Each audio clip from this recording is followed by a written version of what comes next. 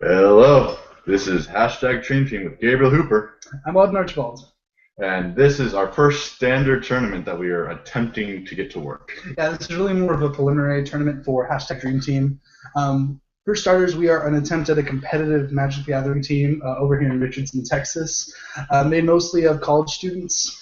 But like Gabe said, this is going to be a standard tournament. Again, very preliminary, but we're going to do our best to get you good commentary, good games, and hopefully a little fun. Yes. All right, so if you will give us just a moment. We will switch over to our first feature match featuring. So on the left side, we're going to have we, and we win. That sounds right. Yes. And on the right, we're going to have Patrick, whose last name also escapes me. All right, we have white totals here. I am going to give the signal to our tournament organizer. Again, who's also playing. Tournament organizer is a little bit official, but is the term I'm going to be using. Yes, this is yet again something we're attempting, and we're hoping to get it to work. All right.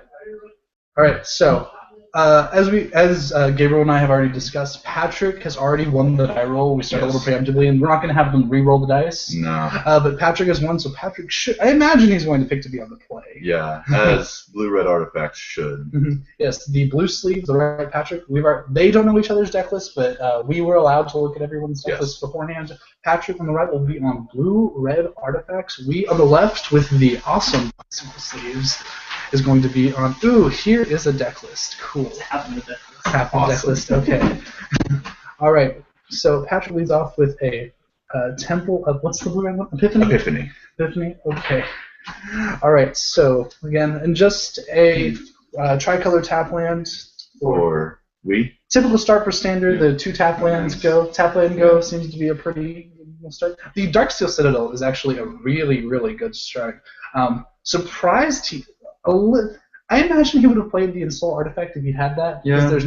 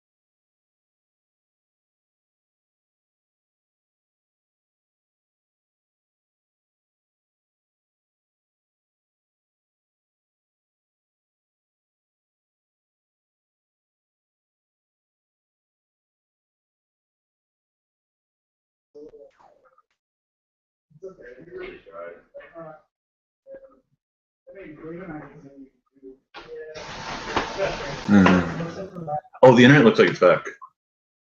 okay. I don't know. Let's look. Where would we need to click to be able to get all that other stuff?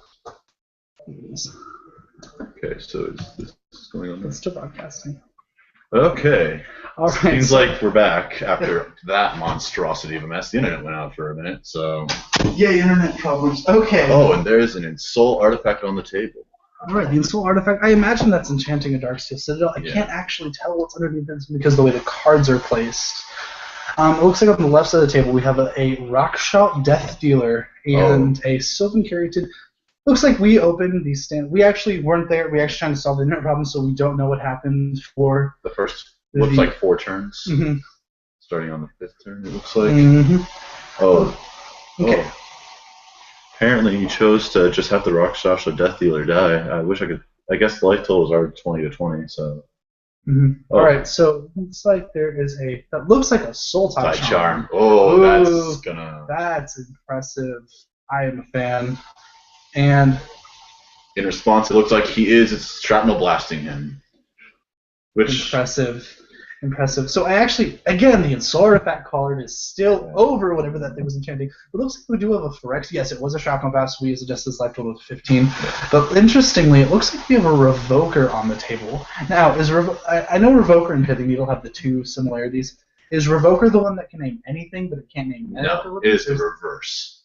Pithing Needle can name anything, but it can't hit mana abilities. Okay. While Revoker can name only non-land cards, but it can hit mana abilities.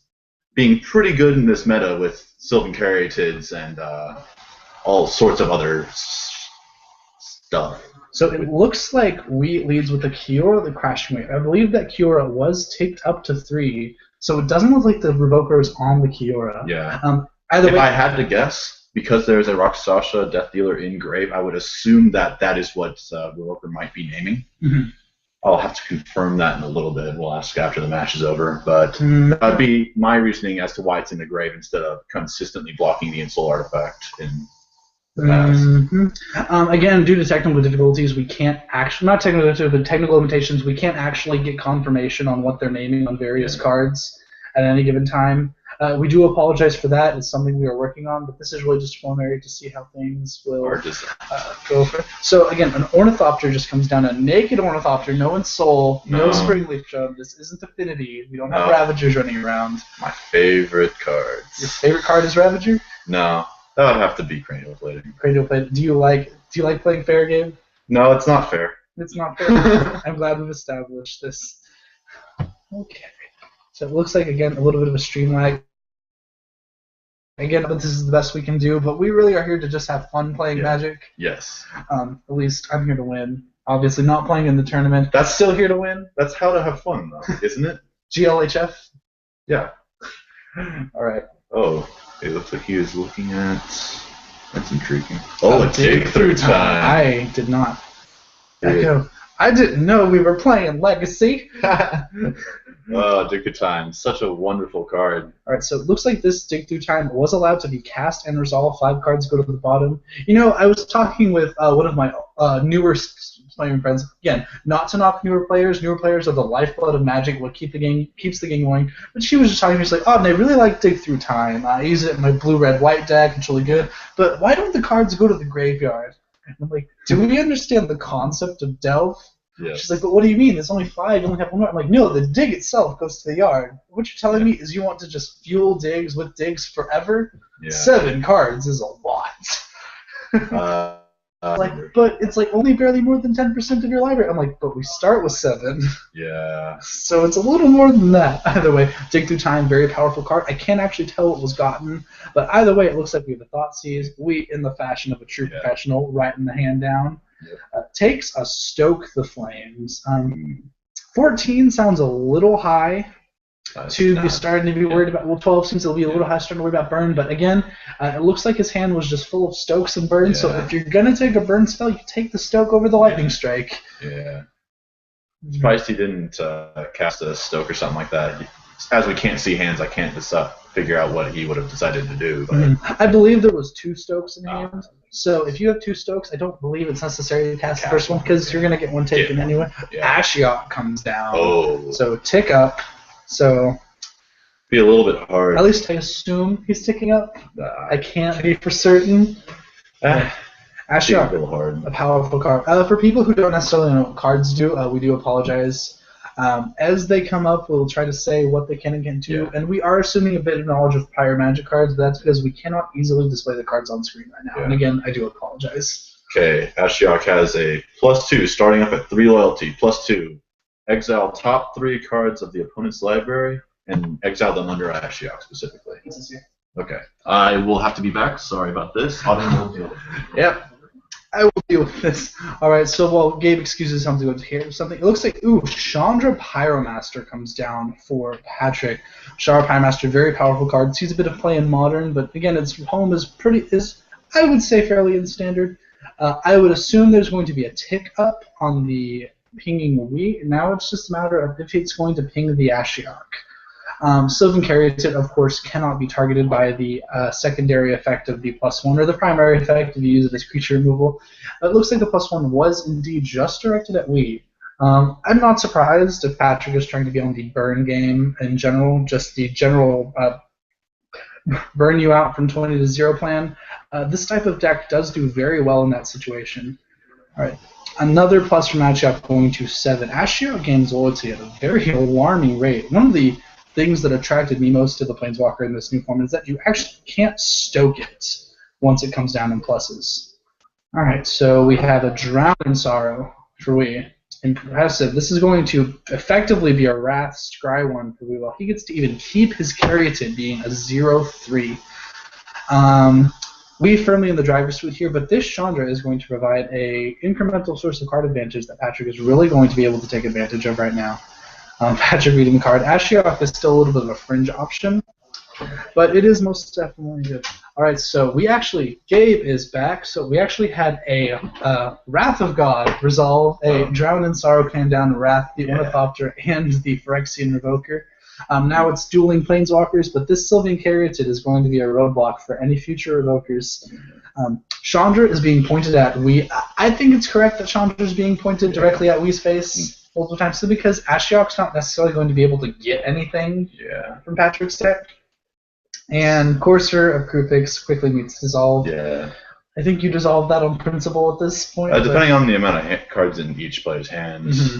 Obviously, it's a little bit harder, but obviously if no cards in hand, that's probably but the amount of value that card gets and the amount of life, which is getting closer and closer to more relevant that it can gain. I believe Ashiok just hit a Scuttling Doom Engine. Oh, that will be intriguing. And I believe this Chandra's meeting a Hero's Downfall. Oh no. Oh my. Well, things certainly taking a turn for the worse for Patrick, but you know what? Not out of this. 10 is a surprisingly low amount of time when you're playing a deck full of Stokes and Lightning Strikes. Yeah, it can easily just be 3 cards out of your hand, you're dead. And the Ashiok, actually, if we decides to get the Scuttling Doom Engine, he's not another Scuttling Doom Engine hit for the Ashiok, also an Ornithopter. The Ashiok, I believe, is at 9. How are they designating where these cards are going? The turned up cards are the graveyard and the sideways cards. No, I understand that. It's just I figured they'd exile them under Ashiok as to create a little bit more confirmation. But obviously the player on the right might not quite know how Ashiok works. It looks like we did get confirmation that there is a there is at least there are two Scuttling Engines under the Ashiok. Yes. So impressive. Even though variance is just going to Garrick. Oh. Primal. What's Garrick? Garrick the. What is that, Garrick? We'll find out when. Don't try to read it on the screen. We will try our best to figure out what that Garrick is. All right, so either way, this Garrick 7-mana Garrick is just going to come down, and it's met with a dissolve. But Garrick's met with a dissolve, but that Ashiok is still at 9 loyalty with 2/2. And what is something interesting is even though Patrick's deck does have a lot of outs to just simply burn Wii down, Scuttling Doom Engine is probably one of those outs. Yeah. It's because the Caryatid can't block it, which is hugely relevant. Most of the cards in Wii's deck actually can't block it unless a lot of mana is spent on doing it. Death Dealer can't normally block it unless you pump it, obviously. Not Caryatid. Sylvan Caryatid obviously can't block it, but Courser of Krupix can't block it either, as it does have 2 power. Alright, so we actually Lex 2 Mesh Shop. This does open it up to Stoker Lightning Strike, but Scuttling Doom Engine on the board. Yes. I personally see the merits to just another plus because, again, it did just get Lightning Strike. There's a Magma Jet pointed at Wii's face. And I actually do value having an Ashiok on board very highly. Yeah. Simply because one more, you exile the entire yard.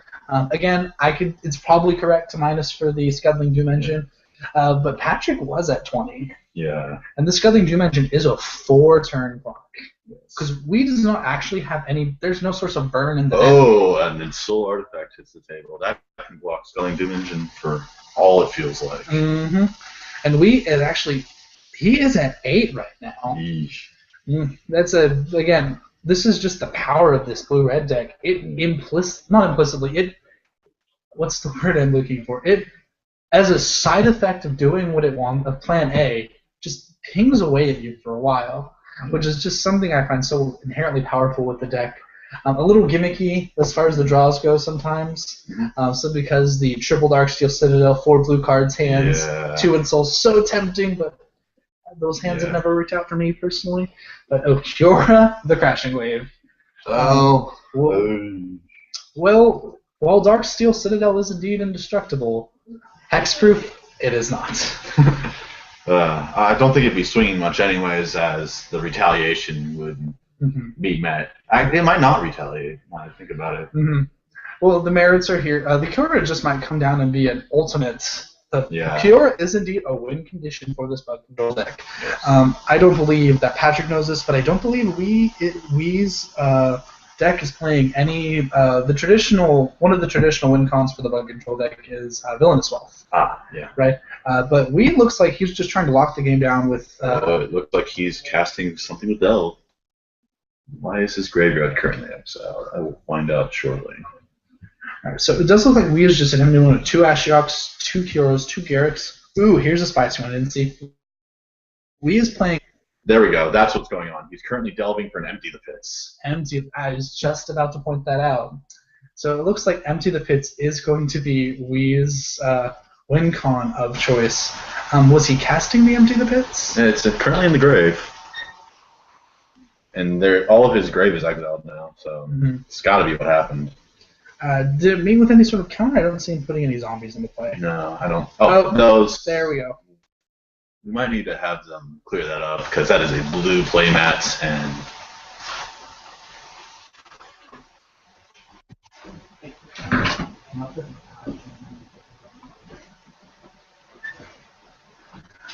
Right, so a bit of clarification. It looks like 5 zombies were made. Oh, that can clear the game quickly. And it appears they all swung. Yes. The Insoul Artifacted Dark Citadel and Stoke the Flames, pointing at Wii's face. Okay, that was a crucial counter for Wii, simply because that leaves him up to not dying to a second Stoke. Yes. Because a very real possibility there was Stoke you, go to 4, Stoke you again. You're dead. Yes, but okay. It looks like the Kiora. They're verifying that the Kiora is still pointed at the Dark Citadel, which means very well planned out by Winston, because keeping that Dark Citadel on lockdown leaves no room for a swing back. Yeah. Patrick can elect to keep it back to block the Sculling Doom Engine again, but then the 5 zombie tokens are just going to kill him. Yeah. 1 card in hand for Patrick, I believe. In the tank. So I wouldn't expect Wii's deck to be full of synergies, but the little intricacies of the deck seem to really pull together for this. The one of Empty the Pits, which is something a lot of players I know have been experimenting with, and a lot of pros has said is just not good enough. Really, I like it. Okay, it looks like Patrick's putting it in the bag. So all right. Off the sideboard now. All right, so we actually do have both players' sideboards. As soon as they're done sideboarding and they actually start, we'll switch back over there. But as of right now, for Wii's sideboard, I have 2 Aether Spouts, 2 Disdainful Strokes, 3 Negates, 2 Bioblights, 2 Death Frenzies, Despise, and 2 Sign in Blood. What about? It appears we do not have the other person's sideboard, but from off my memory of what there was a few Aether Spouts, a few Tormod's Crypts, a few Magnus, right? Yeah, 4 Magnus. 4 Magnus, right? 4 Dissipates. 4 Dissipates. Very interesting. And some Negates, was it? I don't think Negates. Aether Spouts for sure. Oh, I already said that. A Dictates. Oh yeah, Dictate of the Gods. I don't think it quite fits in this deck. At least in this matchup. Actually, I think I might like the Dictate just on the grounds that, again, surprise killing control decks is one of the ways I find to be really effective for the blue-red artifacts deck to combat it. Simply because I just imagine a situation where we seem to like, I'm at 16, I'm fine. I'm going to tap out for this Garrick. I'm going to tap out for this Dictate. And then it goes, stoke you for 8? Good. Stoke you for 8? Yeah. The problem I have with that is that it costs so much mana for the Dictate. It really does. But if there's a matchup I feel it's good, I can see bringing it in here simply because Huy doesn't have any way to take advantage of it. And that's really... I could easily see any creature that he plays, or like a Empty the Pits being monstrous there if he plays the Dictate deck. Oh, Empty the Pits, definitely. I probably wouldn't bring it in, but definitely something to watch out for. Yeah. We don't actually know what they're bringing in. We can attempt to guess. I imagine some manner of the Dissipates come in. I imagine none of the Magnus Sprays come in. I imagine no Magnus Sprays. What else could go in? I could imagine the Tormod scripts coming in. I could actually imagine. Fight Delve. Not certain it's the right way to do it. Not certain. Simply because priority, just a powerful, powerful thing. Yeah, you have to do it before he even thinks of casting the card. Mm-hmm. And even then, Empty the Pits is an instant. Yes. So is Dig Through Time as well. Instant speed. Oh, but that cruise, though. I don't actually believe Huy is playing any Treasure Cruises. Don't believe so either. So far, what we know of Huy's deck list, I have 4 Caryatids, 4 Cruiser of K, yep. or 4 Rakshot Death Dealers. Rakshot Death Dealer is a very interesting choice for these bugs, because Huy's list is definitely on the controlling side. Yes. So 4 Caryatid, 4 Cruiser, typically mid-range, but I don't know any aggressive decks that play 4 Caryatid, 4 Cruiser. The zoo lists may, but they really play Anafanza as their feed drop. We have 2 That's Kiora. gone into a different color altogether as well. 2 Kiora, 2 Ashiok. So I don't imagine an aggro deck playing Garruk. 2 Garrett. They're a bit too expensive for my taste. 2 Thoughtseize, 2 Bioblight, 2 Downfall, 2 Silence of Leaders, 2 Drowning Sorrow, 3 Sultai Charm, 1 Empty the Pits, 2 Dig Through Times, and 2 Dissolves. Well, I remember, we're all friends here, so we know mostly about each other's decks, slightly at least. Sultai Charms, the promo ones, are very difficult to look at. They're just super foily. They're holiday gift box promos, right? Yeah, the holiday gift box promos. He's ended up getting those. I'm going to pop back over here. Okay. It looks like boarding is almost done. So we're going to keep it on here while they finish their boarding, because we wanted to get it away from us to talk about and give them times to do the cleaning up part of ending the game. Makes sense. But something interesting about Huy's list is usually we see 4 dissolves in the control list. Huy has gone for 2, maxing out. I imagine those slots are the Drowning Sorrows or the Silence the Believers. Maybe the Sultai Charms as well. Maybe the Sultai Charms.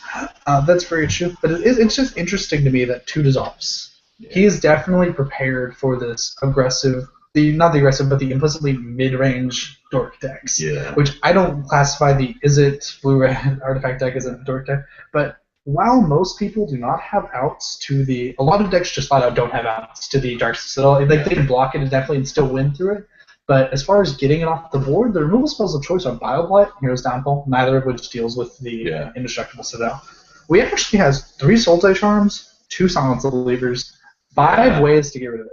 Yeah, that's going to be slightly difficult. As you can, in response to the wing, destroy target artifact or enchantment. While you cannot destroy the Darksteel Citadel, you can, however, destroy the enchantment, and the land is randomly swinging. And then it becomes a land again. Or it doesn't stop being a land, it becomes not a creature, so it's like very interesting to think about. It's just the blue-red artifact deck definitely built, in my opinion, on the grounds that the Darksteel Citadel and Soul Artifact interaction is just that good. Yes. I have lost to it in Modern multiple times, mostly to Affinity. But I wonder who was swinging with it. But 5 main deck outs to it is a lot. Yes, that's even in my experience in Modern. If you dealt with the Darksteel Citadel, it's really hard not necessarily to come back, but as you have invested 2 cards in it, and a Silence of the Believers could be just a huge blow, because that's not only 2 cards from his hand, it's also a land. So that could easily just put him out to not enough lands to be able to play his spells anymore, since Stoke is 4 and a lot of his other spells like Scuttling Doom Engine are 6. You're not counting on getting a 6 mana usually, but you just kind of, if you have to, you'll have ways to get to it. It's 7 mana, but It's Scuttling Doom Engine? Oh no, so I thought we were talking about sounds. My bad. I for a second. Okay, yeah. Something else I want to mention that please 2 Kioras as well. Yeah. Also amazing outs to Darksteel Citadel. So, something else I want to mention about Wee's deck. Again, we're talking about Wee's deck collectingly because Patrick's deck. The deck list is not complete. From what I'm getting at, though, I do believe there are no, what is it called? Chief Engineers. That's interesting, as Scuttling Doom Engine is really hard to play at 6 mana, which is usually convoked out through a Chief Engineer. Okay, so it looks like he is playing the full 4 Scuttling Doom Engines. Yes. Well, as he likes to call them, scuttlebutts. Oh, Lord. Something I just want to point out about these, because I would put Patrick's deck solidly on the aggressive side of the spectrum. One thing I'd like to point out is that what's playing to Wee's advantage right now, I don't know if you guys noticed, he's running a lot of basics. A lot of basics. Only 2 fetches, even though they interact with Courser. I believe Wii has actually taken this interesting out into the not loot, just because Wii is already very well set up against the mid-range decks. Yeah. One of the edges he's trying to push here, I feel, is he only is actually playing 2 lands that can do you damage. Yeah. 2 pain lands. A lot of these decks don't play mana confluences because mana confluence is very painful, but I've easily seen these control lists play 5 to 6 instead of 2. Yeah. And even then, they'll play 3 to 4 fetch lands as well. Yeah. And that dealing you about 4 to 5 damage over the course of the game is very relevant and happens very often. We actually, I don't know if you noticed, did not take any damage from his lands. It's very the ability to come in untapped is also less relevant in his deck, as you're not playing those early aggressive threats. Your plan is to deal with them after they've hit the table with all of your removal spells, and then just proceed to play bigger threats than they have. And we are off to the races. Again, the double tap land lead. Yep. A very epitomizing of this standard. Oh, wait, is that a? I think that's a fetch land. That's a. We laid put it up down. Phyrexian Revoker. I'm fairly certain that's going to be on Kiora. Yes, that can't be on anything. You also cannot name lands with it, so that's not the case. Very blind. Imagine the blind Revoker would be on Kiora. At least that's what I would name. And there might be some merits to naming the Death Dealer. Yeah. But I think it kind of. I don't think there's the Death Dealer right on cue, but I don't believe. See, the Phyrexian Revoker is just going to get in there, and you're going to be able to kill a turn 2 Death Dealer. Yeah. It's not that hard for a deck with 4 Magma Jets, 4 Lightning Strikes, and 4 Stoke the Flames. Speaking of, there is the Magma Jet on the Death Dealer strike. I believe it was top 1, bottom 1. Dude, but when people scry anything to the top, I feel bad. Yeah. When I was new, I always thought it was awful for it to be put to the bottom, because they didn't want that card and they chose not to put that card there. Later I learned, wait a minute, if they're putting it on top, that means they wanted it. If they wanted it, that means they're thinking about what they're doing. It means they know more about what's going to go on in the game. Alright, so no one saw Artifact yet. It looks like, is it Wee's turn? No, it's not. It's currently Patrick's turn. 4. It's currently being Hero's Downfall. Hero's Downfall. This might be a little bit of a fallacy of Wee's amount of basics, though, because he does have 2 swamps, are the lands he's picked. That cuts him off of Dig Through Time. In response to the Hero's Downfall is a Shrapnel Blast. Very effective. And then another Evoker. Again, this one I imagine would probably be on Kiora. Yeah. Because a Kiora into this naked board state is not going to. So because it is Patrick's turn, I think he played that island. Did he play that island last turn? I actually wasn't paying full amount of attention. Patrick and we are both very fast players, I believe, as we said. What's going on? Okay, it's naming Sylvan Caryatid. Okay, that's a good name too. I love naming Sylvan Caryatid. Whenever I tried building this deck, naming just any mana dwarf just reduces the amount of things they can do during a turn, because a turn's a 2 mana 0/3 hexproof. that taps for 1 mana to a 2 mana 0/3 hexproof.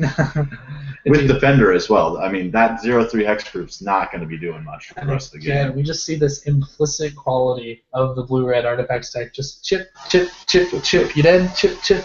Currently at 9 for Huy and 20 for the... Oh, it looks like... That looks like a Stoke the Flames. I believe that was a negate that just... Negate, yeah. Yeah, so Stoke the Flames negated, but we stuck on 3 lands. Oh, no. I knew there was something. Patrick is quote-unquote stuck on 4, but this blue artifact deck, even though it can't play its Scouting Doom Engine, is totally able of playing the playing off of 4 lands. Yeah. He's currently playing a... Oh, he drew an island.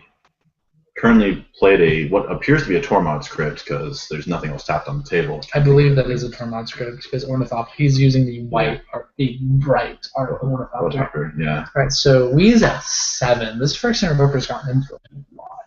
Yeah. But again, coming in for another attempt at this one looks like a Sultai Charm on the Phyrexian Revoker. I just don't think you can feel good when you're spending a removal spell that costs more on Revoker on the Revoker. Especially when this Revoker, I feel, has done its job 10 times over. And Dissipate. Dissipate. Just, I like the Dissipates here because all you really need to do against these...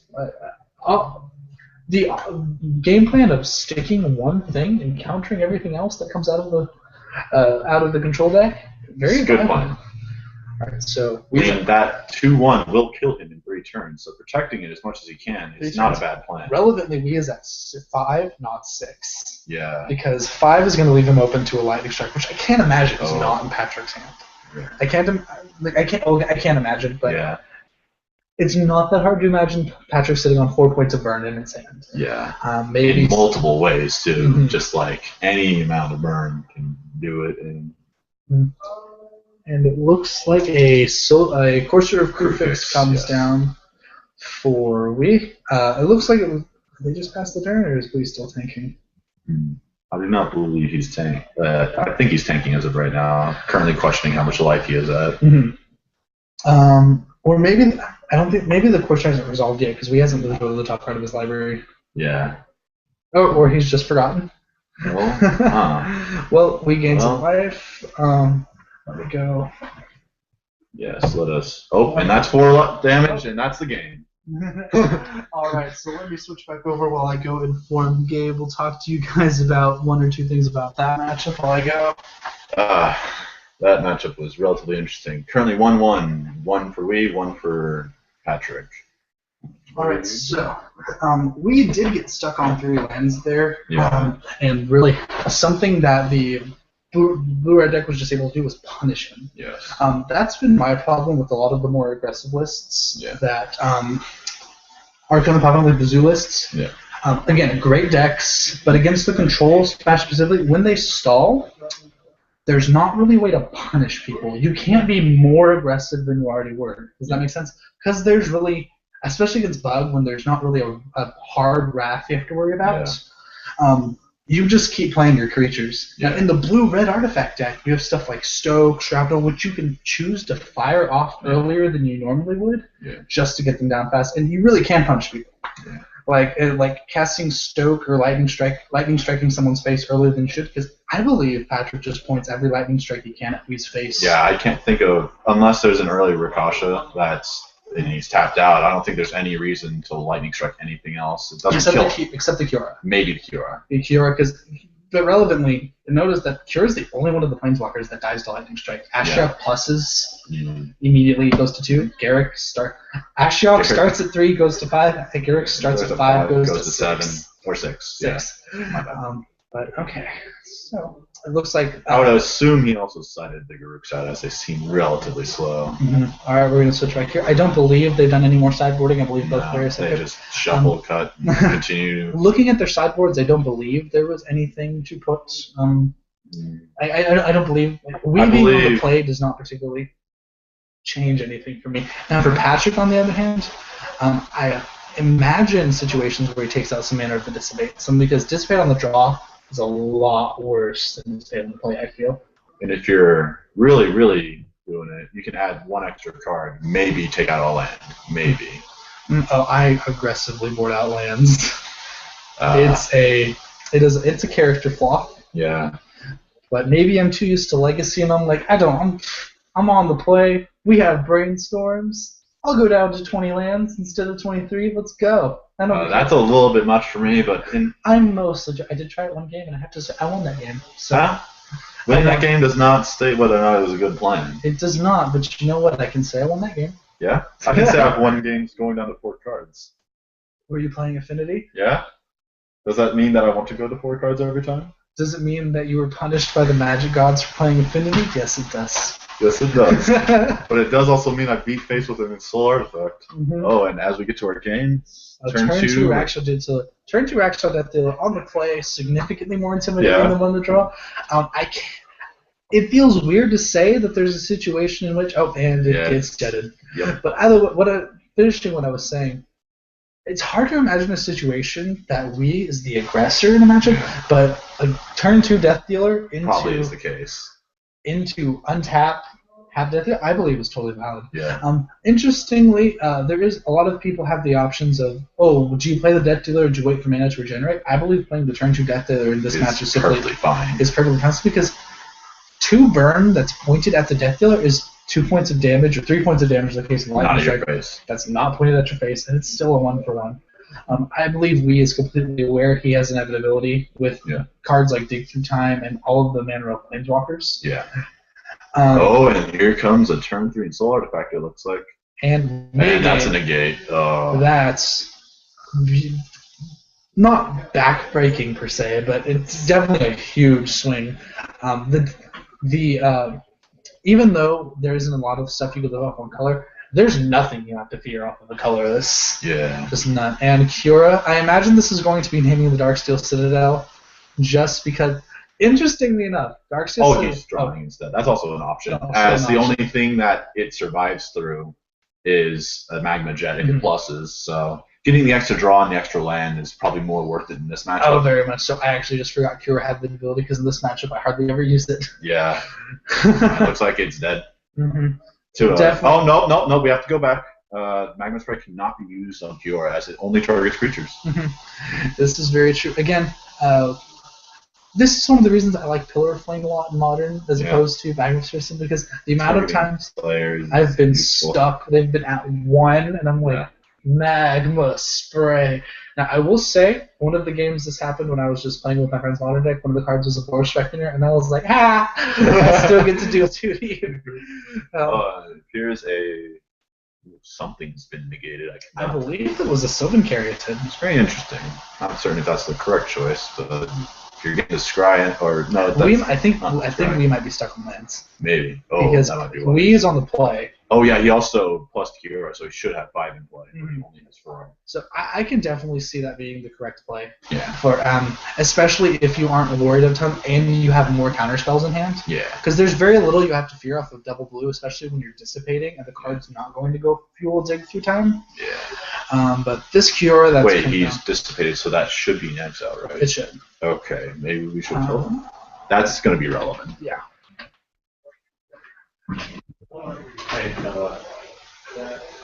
Alright, guys, so while Gabe goes finish by that, again, we're just operating out of 2 separate rooms here, but we're going to try and. There we go, good call. I just assumed something turned sideways is the exile pile. Yeah, he does it slightly differently. He has 2 separate piles. 2 separate. So yeah.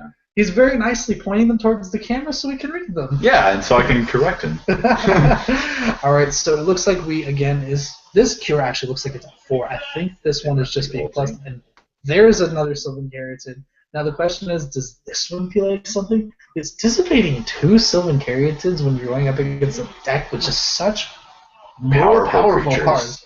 Because it's like, it doesn't block an Ensouled Ornithopter, it doesn't block an Ensouled Dark, it doesn't block an Ensouled anything, rather. Yeah. And then the only thing Caryatid really blocks is the Revoker. Which, even then, the Revoker's already something in the game. So, looks like this one was allowed to resolve. Again, not saying it's completely wrong to dissipate that, I'm just trying to outline the different lines. It seems like Patrick might be flooding slightly. He does have 7 lands. We will take some of those. Yeah. So it looks, again, this is... Shrapnel Blast, sacrificing his Darksteel.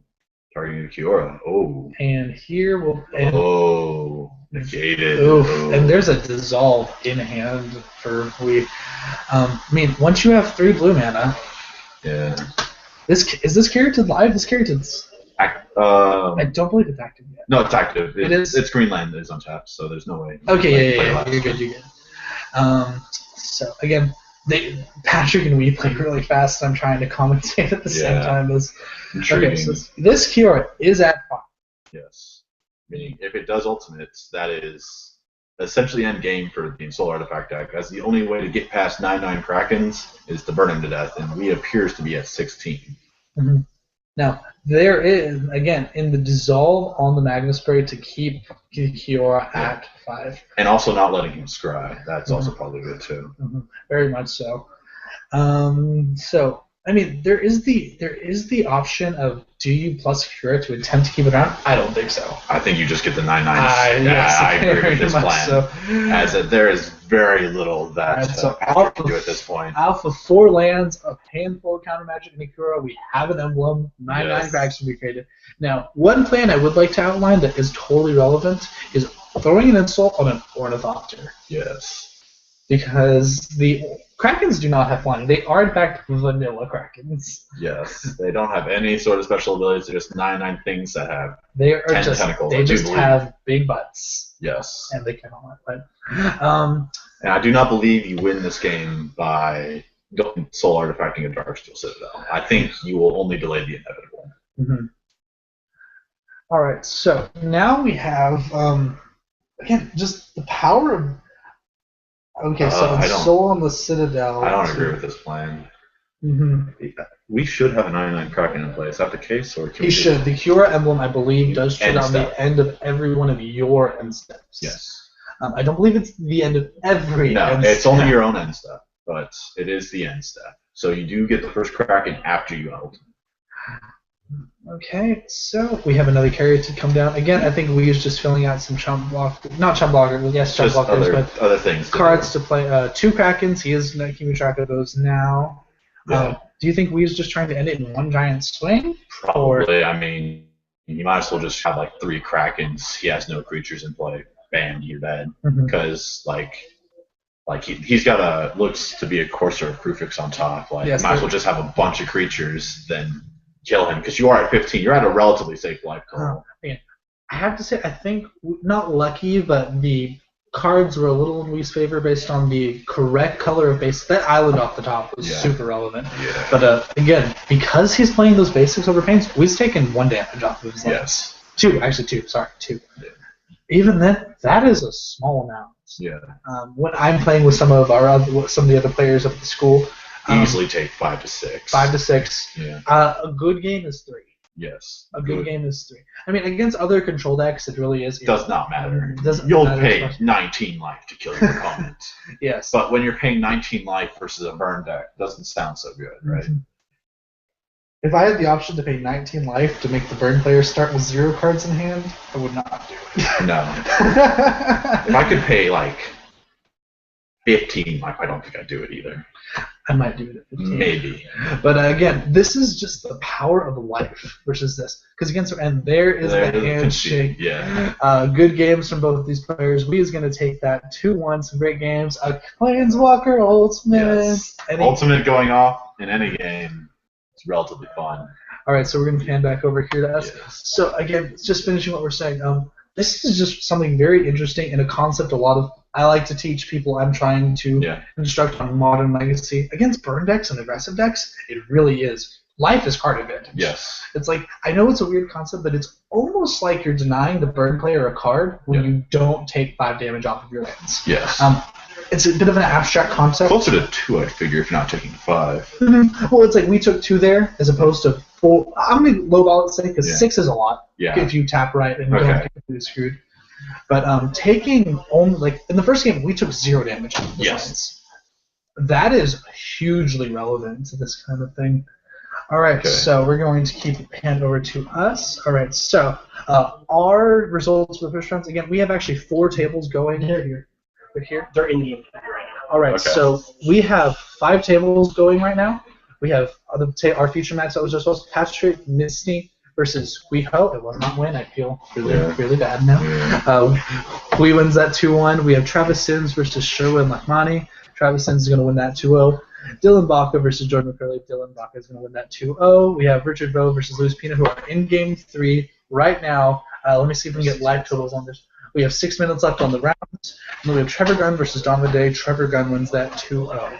So it looks like 3 of our matches went to 2-0, and 2 of them went to 2-1. Richard's 18. All right, so we have Richard Vo for that 4th table. Richard's going to be at 18. Luis is going to be at 3. What's Richard playing? He's playing Mono Black. Mono Black. Okay, so very merchant off the top. Very merchant off the top kill you. Or just any of your many flying threats, as his build is relatively interesting. I saw it earlier today. I'm Born Overlord, not something to expect. Can you send me in? Huh? Can you send me in? Yes. Send me. We? All right, so Gabe, Yeah. I'm gonna step to the side here. I'll be I'm going to discussing go ahead and it. say this. I should not have kept game 2. You should have kept game 2. All right. Okay. So if you're gonna have a seat right there, Yes. Gabe is going to conduct this while I go get some water. Yeah. Okay. There's pizza. Yes. So in game 2, what was your thought process in keeping that hand? Because you didn't seem to have the Brother, lands we in can't hand. see the hand. What did you keep? What did you Okay, keep? it was 2-land hand, Uh-huh. a lot of 3-cost spells. What were the lands specifically? Opulent Palace, and I want to say no. Temple of Mystery. and Okay, Temple of Mystery and Island? Island. That sounds about right, because I think you ended the game with... Yes, I was. This is the sweet siren Yeah. call of the Skylands entice you. Yeah. Did. I figured it's a full 24 in the deck. Yeah. And typically this deck's consistent enough that I can keep the riskier hands. That one was just no buenos. Oh, we have our technical producer That is here. the guest our ball. technical producer. The guest ball. That is our technical producer, simultaneously tournament organizer, simultaneous player, simultaneous Matthew. Simultaneously, we probably won't do that in the future. Okay, so we saw that even then you were still in game 2. It looked like maybe not as well as you were in game 1 and 3, but there was fight there. I was stabilizing. I had enough counter spells to stall him out. In Soul Burn, the longer the game lasts, the more like I had. That's what I felt was happening. That's one thing you're talking about. You really just crunched down inevitability in that game 3. And you're like, 4 lands, don't care. The longer this game goes, I'm going to keep drawing cards. I have digs and planeswalkers, and you don't. But we got to sell Cure Ultimate, which both of us were a fan of. Yes? Yes. I'm very glad that you did it, the turn you did it, as we felt like waiting any longer with that would have been relatively... The turn before I cast her, I was tempted to put another creature down, but I felt it was important to keep 2 counter spells in my hand. Yeah. After the so I felt that became worth it. Good call. So congratulations on the win, 2-1. One of the things we're talking about, did you specifically build your base to not include a ton of pain lands? No, those just happened to be what I owned. Oh, but one of the things we were pointing out is you took no damage off of pain lands game 1, which was impressive. Like against an aggressive deck like that, that's good to not have to pay that much life. And then game 3, when you were not getting low, but just when he is the aggressor in all of those matchups most of the time, except when we thought you might have gone aggressive when you resolved a Death Dealer.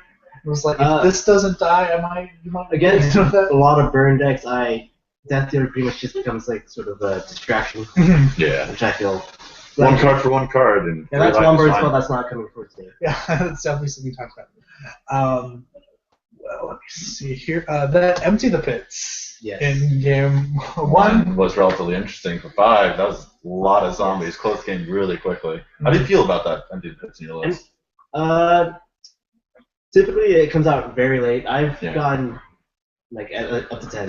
Up to 10 zombies? Yes. Oh, wow. But that's like turn 20. Yeah, I can imagine that. Yeah. Okay. Like we're ready for round 2. Okay. Are we ready for round 2? Just listen. Is there anything you want to say about the games? Any things you might have changed? Any things you might have changed game 2 besides obviously going to 6? I probably should have just gotten it on 6. But yeah, I won the match, so. Mulliganing with your best friends. Something I want to ask, what did you bring in from the side? Because we actually can't tell. I took out 3 negates. I put in 3 negates. I only took out 1 Foxy. And Jordon's heart. No drama. It makes sense as you can't usually hit the Solar attack. Yeah, with I guess. I figured you would have taken out the Garuk though. Like, it's a little bit much, but I don't know. That Dragon Star game 1 was pretty good though. Yes, that one was relevant. I did have a feel. All right, after especially something that's like, I know this is bad in this matchup, but it won me a game. Yes. Or at least got me a 2-for-1 in a game. Again, some Carrot 0-3, everybody. Yeah. All right, we thank you so much. I'm shaking his hand even though I've known this guy for forever. Yeah. All right, Thank you very much. good luck in round 2. Good luck in round 2. You will give me a second. We are going to create the pairings for round 2. Right. Okay. If you will give me just a second to go report this, guys. Gabe, entertain the people. I will try my best. So today we seem to have Abzen's mid-range. What are the other lists that I've seen? We have Richard on Mono Black. We have, I do believe, it's the same list as I remember. It's white-green mid-range for Luis. Oh, okay. Pen has been okay. White-green on Luis. Mono Black for Richard. Interesting part about Richard's list, depending on who we're watching, he's running 2 Abhorrent Overlords. Not something you normally see in Mono Black, as it does cost 7, and does end up usually making you have to sacrifice 2 many creatures for it to be relevant. But it is a 6/6 flyer that does create a lot of harpies if you do manage to keep a solid board state. There's okay, that's just an alarm for the alarm round. Right, so we'll take it while our players get situated. We're going to have Trevor and Dillon and Matt as our next feature match. Matt and Trevor? Yes. Trevor running Abzan midrange and Matt running, is he running Soul Tide Control? I believe so. I will go verify lists. You can go verify lists. We'll take turns. Okay. I'll let them get situated. So again, guys, first of all, thank you guys to anybody who watches this now or in the future on the annals of YouTube. Thank you so much. My hair is off, and I have a baby face because I shaved today, and it's really, really not working for me. And I have a hole in my shirt. Wow, I didn't even notice that. Everything is falling apart. But thank you again. Thank you anybody who is watching this. Hopefully there's more content up by this point. When this goes up on YouTube, rather, not when this is live. But Gabe will go verify deck lists as everyone gets situated. I will be popping It's back supposed over. to be Trevor versus who? It's on the computer. Oh, it's on the computer? Oh. It's on the computer. Gabe is going to verify those. We are running around some because everyone who's playing does not really want to take the time to read the pairings, apparently. But we will try to get deck lists here for you guys. I'll keep these on hand in case one of our other 2 players says if we or Patrick has another feature match. You were slightly incorrect. It's Travis versus Dillon. Travis, not Trevor. Travis is running Jeskai Control, I think. Jeskai Control? Not the Jeskai Tempo, though. Not Jeskai Tempo, Jeskai Control. Okay, so my mistake. It looks like we have had a bit of an error. Let me see if I can get them to adjust the life counter real quick. It looks like it fell off our magical ball of cotton balls that was keeping it upright. But, so again, yeah, it looks like we have players getting situated for the second round. It'll be Travis Sims on the left and Matt with his Doge playmat. Permission, please. Is going to be playing, and I actually can't remember what he is on top of my head. We are going to have them write down their deck lists. Hopefully, I think that's what Gabe's getting them to do, get them in here for us to read and start this match as soon as we can. I'm going to pan back over here while they get set up. Again, we have a hard time here keeping organized, but content and fun are the purposes here. It sounds like the blender started up. I guess smoothies are happening. Something I'd like to point out about this standard environment is we were joking about how it's defined by Tapland Go, but that is really something, and we are also joking about how we kept the siren song of the Skylands. The Skylands have proven to be very, very powerful, but they're also very, very, they, as a result, are very, very defining in the standard environment. Especially for control decks, Skyland Go or Triland Go, very defining, which means the format as a whole is, I believe, it's fairly slow, which means some of these harder control decks can really thrive, especially when a lot of the aggro decks running tap lands, while Skylands are powerful, definitely, if they came in untapped, they'd be much better. But control decks can deal with the tap lands, I find, a lot better than the aggro decks can. So I'm not... Blue-red, is it specifically since it is a blue deck? The artifact deck might be able to handle that a little bit better, especially with the Scrap, Dissolve, and all that stuff. And Magma Jet. But as we get to the beginning of round 2, we'll probably see both these players are known among the group for their control decks. Looks like they're just about ready. I could just open the door and check, but that would involve me leaving the camera. And this wall, while interesting, is not something we need to be leaving up on screen for long periods of time. Gabe should be back momentarily. I believe he's also making sure they de-sideboarded and finishing the lists. The shuffling is starting. I will see if I can get a confirmation on who wins the dice roll as soon as we can.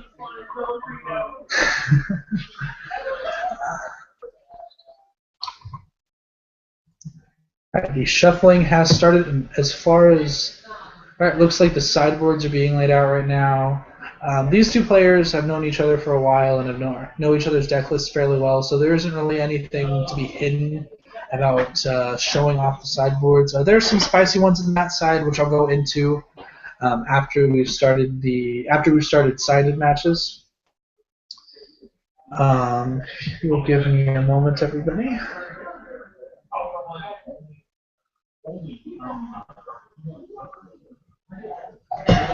Gabe is instructing them on how to shuffle a little bit.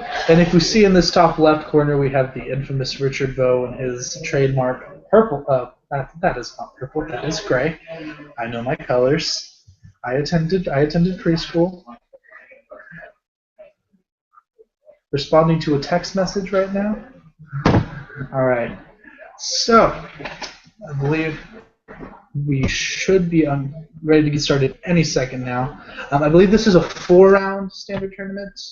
I believe that's what we were going for. There are 10 people here, and that 4 rounds should be fairly easy to get, with hopefully 4 or 5 feature matches. Hopefully, although I don't think it'll work out that way, we'll get every player on a feature match.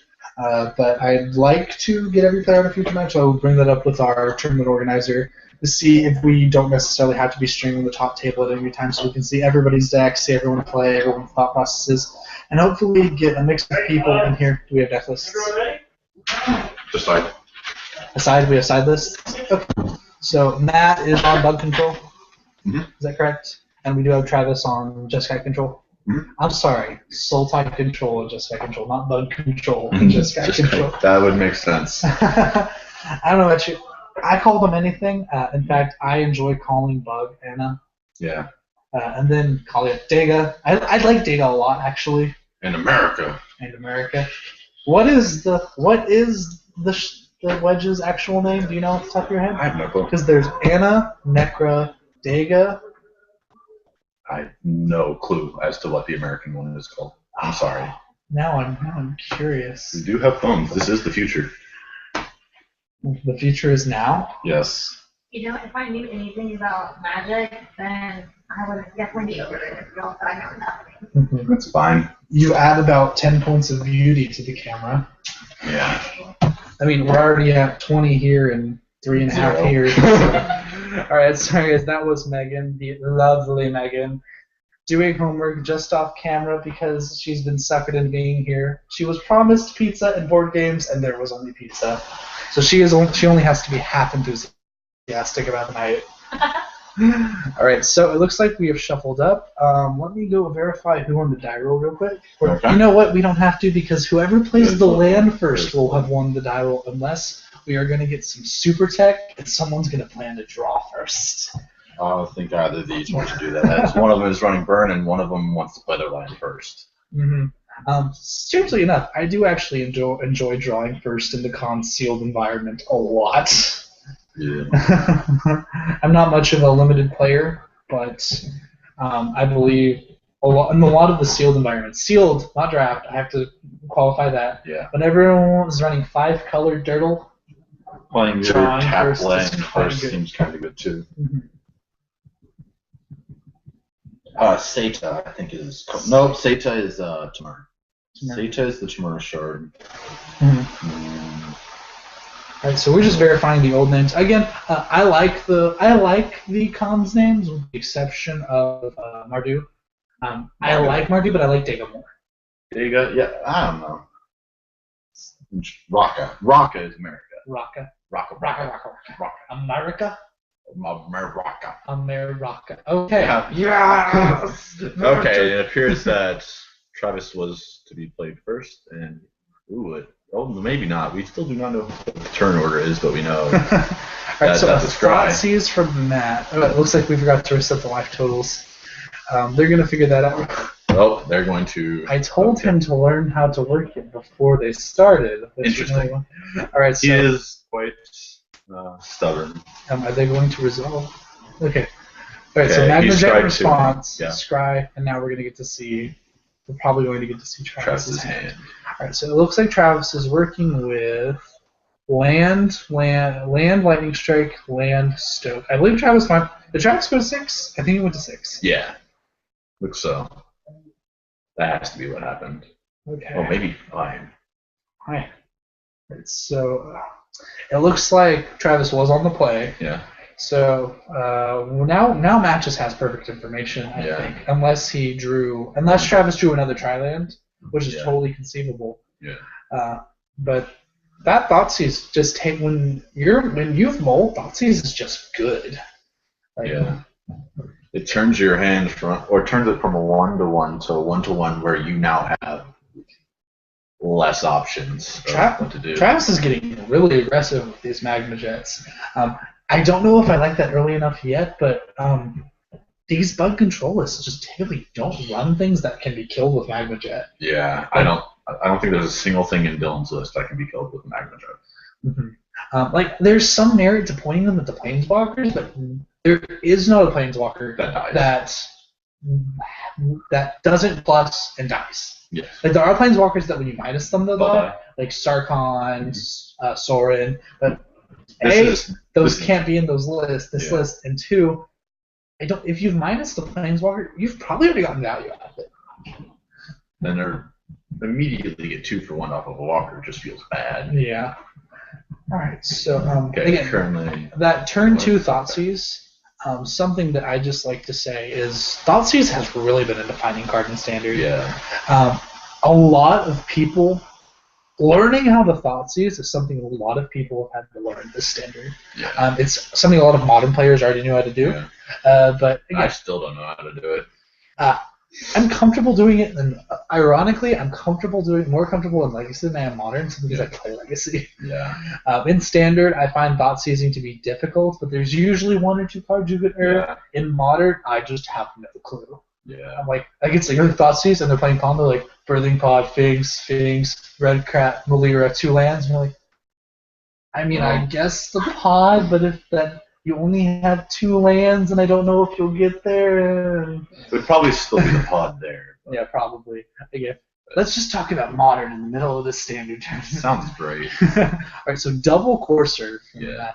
That's just going to be flat out. And just like that, all of those points of burn were invalidated. Well, not totally invalidated. But 2 of them were, and it's getting harder and harder because Travis appeared to have needed a mulligan, and I do believe the last card in his hand is not super relevant right now, so it's relatively hard. Yeah, it's just when every single land that comes down turns Magma Jet into 1 red, 1 colorless Scry 2. Yeah. A little bit of a difference. just difficult to come back from. Matt, I believe Travis still has some under control of this game, but there's only one card in his hand, I believe. Yeah. And I mean, if it is a dig through time, we might see some manner of a fight here. Matt does only have one source of untapped mana at the moment. Oh, and just look up, there's an and a land off the top. Time to scry. Gain 2 life. My lands have ET.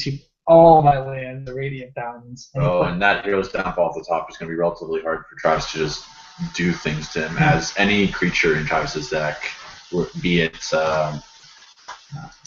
Mantis Rider or Sarkin or Ravelmaster, just become really hard to like. If you're on a top deck where obviously they just die before they do anything. Okay, let me answer the door there. Apparently, you just give us a moment, guys. I will be back momentarily. All right, guys. So it looks like we have Travis stuck on 4 lands, but again, I believe he only has 1 card in hand. Matt actually turning to get aggressive with these coursers. Courser does have the 2/4 body, which is widely why it's played for in Moderns, because the 4 toughness is never, but that 2 power, 2 coursers while only 4 damage a turn. I say only 4 damage a turn, as only is really not known there. Travis, I think, forced to point a lightning strike at Matt's face just to keep parity on his mana, and attempt to keep him at a reasonably low life total. I'm not necessarily sure I agree, but I can definitely see the reasoning behind that. But those coursers are just going to invalidate a lot of this burn, even though Travis has pointed, I think, 9 points of burn at Matt's face. He's actually at 12. So Scryland at the top is going to be fairly good at helping Travis set up for future turns, but Matt still has a grip full of cards. And when I mean a grip full of cards, I mean just absolutely full. When every land is a Radiant Fountain, you don't care about burn much. Not really. These coursers are also killing Travis. I was just 2 power. Just gets, 2 of them. I mean, that's 5 turns. Gets there, something just gets there. Yeah. And the Jace's and Jace cards. I personally myself, when it was in standard, preferred opportunity. Yeah. But now Jace's Ingenuity is really just something to. One of the things the control decks are struggling for, what we're struggling for, was something to do when they don't have to counter something. This is traditionally why we've seen Think Twice be such a powerful card, and why it continues to see Modern play into Modern to this day, because the ability to hold up counter magic and still do things afterwards is one of the defining qualities of a powerful control deck. All right, so we have the supposedly lethal attack pointed at Travis's face, a deflecting palm, dissolve, and we have a promo dissolve, which is better. Right, so and then a second dissolve. Oh, second dissolve. Okay. A dissolved, dissolving a dissolve. That's some particulate matter there. All right, so we're gonna pan back over to us while they report. Okay, so Travis had them all and was stuck on lands. Yeah. And as a more Bernie style deck, it's gonna every card you get is just closer and closer to your own death. Yeah. When we were talking about earlier about how for burn style decks that aim to bring you from 20 to 0 just as fast as possible, life is cards, and then cards are also cards. Yes. It's like I feel worse having to mulligan with burn more than any other type of deck, simply because your cards do one thing. Like every card in a burn list is typically worth like what 2.4 points of damage or something. Yeah. Like especially like going off of like a modern burn deck, every card you draw is worth 2.4 points of burn on average. Yeah. Which means there's lands and there's other options. That's because that's all the cards do. Yeah. Now Travis has other things to be doing, but all of those options will involve around drawing burn and Mantis Rider, which in itself is like burn. Or Sarkin. Sarkin also more burn in different forms. Yeah, it's like the end all is. Burn's going to be pointed at people's faces, and when you have to go down on cards before the game even starts, you feel kind of bad. They're not quite done yet. Okay, All right, so let's talk about the sideboards. For Matt, we have in the bug control sideboard, we have 1 Sultai Charm, 1 Fade into Antiquity, 2 Stay in the Mind, 3 Drown in Sorrow, 2 Extinguished on Heart, 1 Dead Drop, 1 Prolic Ancient, and 2 Disdainful Stroke. For the Just Sky list, we have 2 Negates, 1 Deflecting Column, 2 Magnum Spray, 1 Disdainful Stroke, 1 Clever Impersonator, 1 Faded Conflagration, 2 Suspension Field, 2 Deicide, and 3 Anger of the Gods. Okay. As far as the bonus controls, I could see Matt bringing in the Stay in the Mind. Maybe. But again, Travis is on the Bernie side of the spectrum. And really, the Stay in the Minds are good, but they're really just slaughter games. Yeah. Because Matt really doesn't like the argument. I mean, one of the arguments is, oh, Caryatid convokes for it. Caryatid taps mana already. Yeah. And the coursers do convoke for it, but even then, you're still casting it on 4, which is the turn to be a slaughter game. There's no powering out early creatures. Swing with 3 of them. It's just going to be a turn 4, turn 5 rack. Which, if he wants that effect, bring it in. I don't necessarily know if he wants that. I don't think he needs that here. Stuff In that fact, I don't think there's much he'd want to bring in. The most I could think of is Disdainful Stroke, and even then, that seems pretty bad. I didn't see anything that could be Disdainful Stroke. I didn't even think about boarding some out. Yeah. Well, like the only thing that he could counter are Sarkins and Stoke the Flames, but I don't think that's worth it at that point. Especially if he already has some in the main. Something I could see him bringing in is a Prolic Ancient. If he wants to shift into this more control list that is... If Matt wanted to attack it from the angle of controlling the board in such a way where he's not allowing Travis to resolve anything, and then just finding a way to win with the Prolic, because Matt really did just kind of, oops, I win there with the coursers. With stuff like Mantis Riders around, I don't believe that happens necessarily. Like it did happen, it does happen. Good on Matt, played the game well. But looking for a win, some of the control decks need to do to be able to win. So I could see it being brought in. But again, this list is fairly set up for a mid-range deck. Just another random thing about Prolic Ancient. Can return lands to your hand to play them again for Courser. I believe we just saw Matt try to manually reset the life, and Travis went, there's a reset button.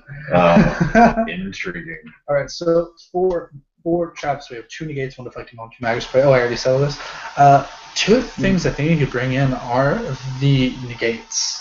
Negates and probably a Disdainful Stroke. This is just from me knowing Matt's list, but he is running 3 Villainous 12s and 2... what's that called? Prognostic Sphinxes. Meaning that the only way for him to really win is through those 5 cards. If you can counter one of them, it's obviously going to be really good for your plan. I imagine Travis ported out the Deflecting Palms. Probably. I do believe it's only one of the main board. Dude, we'll board out the Deflecting Palms. So we can see fairly underwhelming when your opponent's beating the opponent's master down places. Just 2 4s does not die to Bolt, sir. Or Lightning Strike. Does die to Stoke, though. Yeah. All right, so looks like we have, I believe, so we have... We might bring in a Clever Impersonator. I believe Travis is going to 6 again. Ooh, interesting. Dog. I believe Matt is excited that Travis is going to 6 again. I don't know. I think he might just be happy about his mat and his sleeves matching. Oh, that's a very Matt thing to do. Something I think is interesting here is that mine just like Clever Impersonator. I like it in the board a lot, and I just wanted to discuss how awesome it is to have it in the board. I don't know what it does though. It's awesome. I realize it's awesome, it's but good against Abzan midrange. But if they played their Siege Rhino / Elspeth / Wingmade Rock, that means they played theirs first. That's my main problem with that card, or any clone style effects, is anytime you're playing them second. And whenever they get to Elspeth, +1, create 3 tokens. That means your 3 tokens that you create off of your Elspeth are blocking for the rest of the game, most likely. And that's not a good place to be in. I never said I would board it in. I just said I liked it. I like it in Commander just because random shenanigans can occur, as you do have to deal with more than just 2 players. Oh, looks like is Travis going to 5 now? I believe so. I thought he was just shuffling along. He might be. I actually was, again, I'm not paying attention. Yeah. We'll count the amount of cards he's drawing. 1, 2, 3. He's strong. I believe he went to 5. Oh, Lord. I believe he went 3-2. Yeah. Well. So a bit unfortunate. Oh, but, I can barely see what that is, but it's nice. Yabi Mayakos, Bioblight, Ashiok, Silence the Believers. 3 lands, 4 spell. 3 lands, Ashiok, 3 kill spells. Oh, okay. And Burn spells. burn spells. Huh. You're good. We'll figure that out later. We don't need to worry about hands for right now. So Travis did go to 5. 2 lands, Lightning Strike, Disdainful Stroke, I believe, and Banishing Light. Banishing Light, powerful card. Sees a lot of play. I mean, I say this very, very generously towards Oblivion Ring effects. Oblivion Ring is good. And worse Oblivion Ring is still good. Yeah. Even though slightly worse, but Banishing Light is just... The fact that it hits Planeswalkers is just... Is that Triple Island? Oh. Wait, what? Is that Triple No, Island? I understand that's that, though. Oh, okay, there's a negate. Alright, there. I thought it was a negate he revealed. I don't believe he runs more than 3 islands in this deck. Oh, and Triland off the top to make sure he can cast his other colored spells. Well, can he, though? As, like, most cards in this deck do incline's the right word? No, he plays 4 islands. Check it out. Oh, he plays 4 islands? Well, this is intriguing. Alright, so, we have... We might be turning off fetch lands soon. Oh, no! Okay, now he should be in a relatively okay spot, as he probably can cast every spell in his deck. So Jace's Ingenuity EOT, 3 for 1 myself, just seems good. Especially at instant speed. In these control matchups, drawing cards is just a powerful thing to be doing across all formats. Not really a lot of action going on. We've had 1 thing attempt to resolve and 1 thing resolve. Unless you count the negate. What is this? This is a Prognostic Sphinx, or as I like to call him, Prognasty. The 3/5 flyer who can discard a card to give hexproof when it attacks. Scry 3. We have a Just Sky Charm. I believe that's probably going to attempt to put the Prognostic Sphinx on top. So because it does make him discard a card, he discards a Bioblight. I can see that. I think there's a little more of a... I can't imagine there's nothing worse. There's nothing better to discard in his hand other than... So, okay, he discards 2 Bioblights to give the Prognostic Sphinx hexproof. Interestingly enough, is the Vanishing Light the Vanishing Light's going to just stick around, right? Yeah, it just stays there. Yeah, okay, so if I don't think that's going to be relevant. If Travel plays his Sarah Sanctum, we have things to play. Intriguing, as it's not legal in standard, but... Alright, so Prognostic attacking Scrying 3. Oh. I don't know. I do believe that's Extinguish All Hopes. I cannot tell, though. I couldn't tell. I believe he bottomed 2, topped 1. Yeah, and then he drew his topped 1. Oh, not yet. A Lightning Strike being pointed at Matt Tyson. Yep. I mean, I'm looking at Travis's sideboard. Again, if we need to repeat that, it was 2 negates, 1 deflecting palm, 2 Magnum Spray, 1 disdainful stroke, 1 clever impersonator, 1 Katie configuration, 2 spin field, 2 decide, 3 anger of the gods. I don't believe really much gets him out of this. No. What I'm saying is there's not a ton he could. These Lightning Strikes, I believe, personally, I could be wrong, are just bad in this matchup. But there's really nothing else to board in. Yeah. Anger's not good. The Deicides aren't good. Just to make sure suspension field checks toughness, correct? Yes. Okay, so it cannot get rid of the Prognostic Sphinx. I don't believe so. I know it says number 3 on there. I think it might be 3 or greater. It's 3 or greater. That's the problem. Oh, it's 3 or greater. Never mind. I made a huge mistake. I believe. I could be wrong. It's 3 or greater. Yes, I was. I mean, we're ignoring the problem that you can just spin a card. Yeah, when every card in your hand equals counter that thing that's going to kill my thing that's going to kill you, it becomes really hard to win the game. Mm-hmm. Just like what's it called? Aetherling last format. When 1 blue equals counterspell, it becomes really hard to win at that point when that other thing is killing you in 3 turns. So here's the suspension field, like we were talking about, targeting the Prognostic Sphinx. Tap, just Matt's going to be discarding them. Again, these spells are still just 1-for-1s. Yeah. But I like pointing these cards at the Prognostic Sphinx because there's not much else to point them at. I had to dig through time. No. This prognosis, again, something I was just about to mention is binning cards for dig. Very relevant thing to do. Yeah. I've seen people bin four extra cards, like bin a removal spell and 3 lands against a control deck when they already have cards to cast a dig through time for 2 blue mana to hold a counter magic. Very relevant thing to do. Oh, and Matt kept a villainous wealth and something else that we cannot tell. So it looked like 2 win cons that are going to win in the game. Mm-hmm. Yeah, Travis has a lot of burn in his deck, and pointing burn, these creatures just don't die to burn. Yeah. Which, I mean, pointing burn at his face is definitely one of the avenues to victory for Travis. But at 15, it's just slightly too much. 15 and down a card, it's just, I don't know. I might have tried to be more conservative with those cards. I might have tried to pile on the Magmajet and try to get more cards out of Matt's hand, or rather use it when it's attacking to try and ward off some damage. Or before it attacks you. Mm-hmm. Alright, yeah, before it, yes. Ooh, Ash Cloud Phoenix off the top, but it eats a dissolve. That seems to be. That's dissolve. Right? Yeah, that's dissolve. Okay, I forgot what the other one is. It's cancel game. Okay, I know it's cancel, but I don't know what the names for the different cancels. No, I mean it is cancel. He played cancel. That's what he played. No, okay. He played dissolve. I'm confused. Do you know what we need in the next set, Gabe? What? Another cancel art. That sounds good. And another naturalize art. Do you know what we need in the next set? Or shatter. I don't know what we need in the next set. That's what I was asking you. We need a cool Ugin. Oh, did you see the? I'm pretty sure it's fake, but did you see the Ugin that was released? I have not seen that. Okay, people are pretty sure it's fake, but it was still a really interesting card. It was 9 colorless mana. Okay. Starts at 5 loyalty, +2, deal 3 damage to target creature or player. Reasonable. -2, turn the permanent upside down. Morph it. -7, not -7, that would be 2. -11, cast any number of planeswalkers you own from outside the game. That's intriguing. That could be really funny, but at 9 mana, I don't think it's.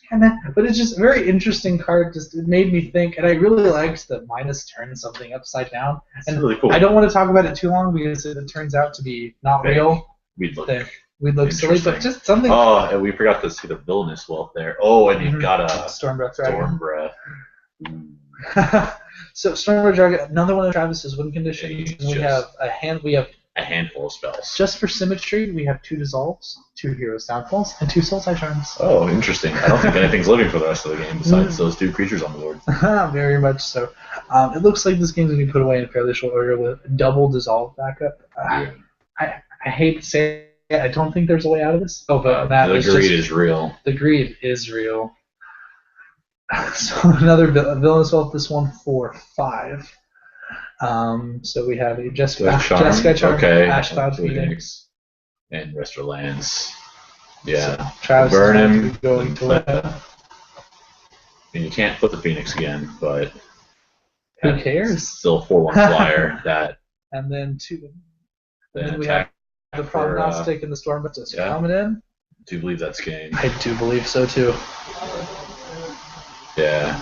And Oh Lord. just for funsies, we have Matt showing off triple dissolve, double heroes Oh downfall. God. All right, so good games. Oh, those were 2 villainous wealths in his hand. Oh, Soul Tie. Okay, I guess they were villainous. I saw Soul Tie colors, and I was like, oh, that's what that is. And it looked kind of like the promo. So it looks like promo is so confusing. that was game 2, correct? Yeah. So Right, it looks so- like they're over. It looks like Matt took it down 2-0. That's interesting for a control deck to end it this early. Oh, very much so. A bit on the bad, just Seems like a more problem than anything else. It's just It does. I believe Travis also did have a lot of dead cards just in the Yeah. matchup in general. Yeah. It seems like not a bad matchup per se, but maybe like a 45-55 matchup. maybe I can't really speculate on that. I don't know. I've only seen them play Like these this, 3 games yeah. tonight. But the Mulligans, really, that just speaks to something that a lot of Magic players like to ignore: the variance winning games. yeah. I mean, you feel bad, but if you're sitting down, again, this is a small tournament, but imagine you're like, I don't know, at a Star City Open and you're playing for top 32 and your opponent's like 1-5. You feel bad, but not really. I mean, those games happen. There's still opportunities to win those games compared to if you had no chance to mulligan. Sometimes would be no opportunity to win that game if you could not mulligan. He should not have put this ball over. Probably not. But we are gonna get to hear from Dillon or Matthew soon. Yes, very much so. I do believe so. Yeah. You want to go get him? We'll get him in a second. Let's give the rounds some time to finish. I will go check on the status of the rounds in a moment and finally get myself that drink because there were too many people in the kitchen last time I checked. Okay. But variance is a problem that, again, this is why a game that's been bringing up a lot of popularity is Hearthstone. Yeah. I personally still like Magic a lot more than Hearthstone, whereas Hearthstone removes the randomness of mana, they add it to the cards, which I never liked. No, Hearthstone is interesting. I've tried playing it. It's not your cup of tea. I don't like that my lightning bolt is not Right. 3 damage to target creature. It's 3 damage across 3 different targets differently in different ways. Mhm. It's not even across 3 different targets. It's 3 random targets. It's like 3 random targets. So I know what cards you're talking about. I like Hearthstone a lot, but I didn't believe it removed all randomness from the game. I just believe it put it somewhere else. They've got an entire class in the game based slightly on randomness. Mhm. It's intriguing. Good game. Good game. I like it a lot, but I still prefer Magic simply because a lot of the problems can be remedied with good deck building. I'm actually going to get status on our other matches, Okay. and then in about 5 to 10 minutes, we'll see if we can get the winner of that last match down here on the guest hall. Okay. Is there any way to? Where is this? No, it's a screwdriver. Right, just Okay. I'm trying to figure out how to just minimize. You can't do that anymore. Mhm. Wait. Lick the corners. No, that doesn't work. I think this might be this.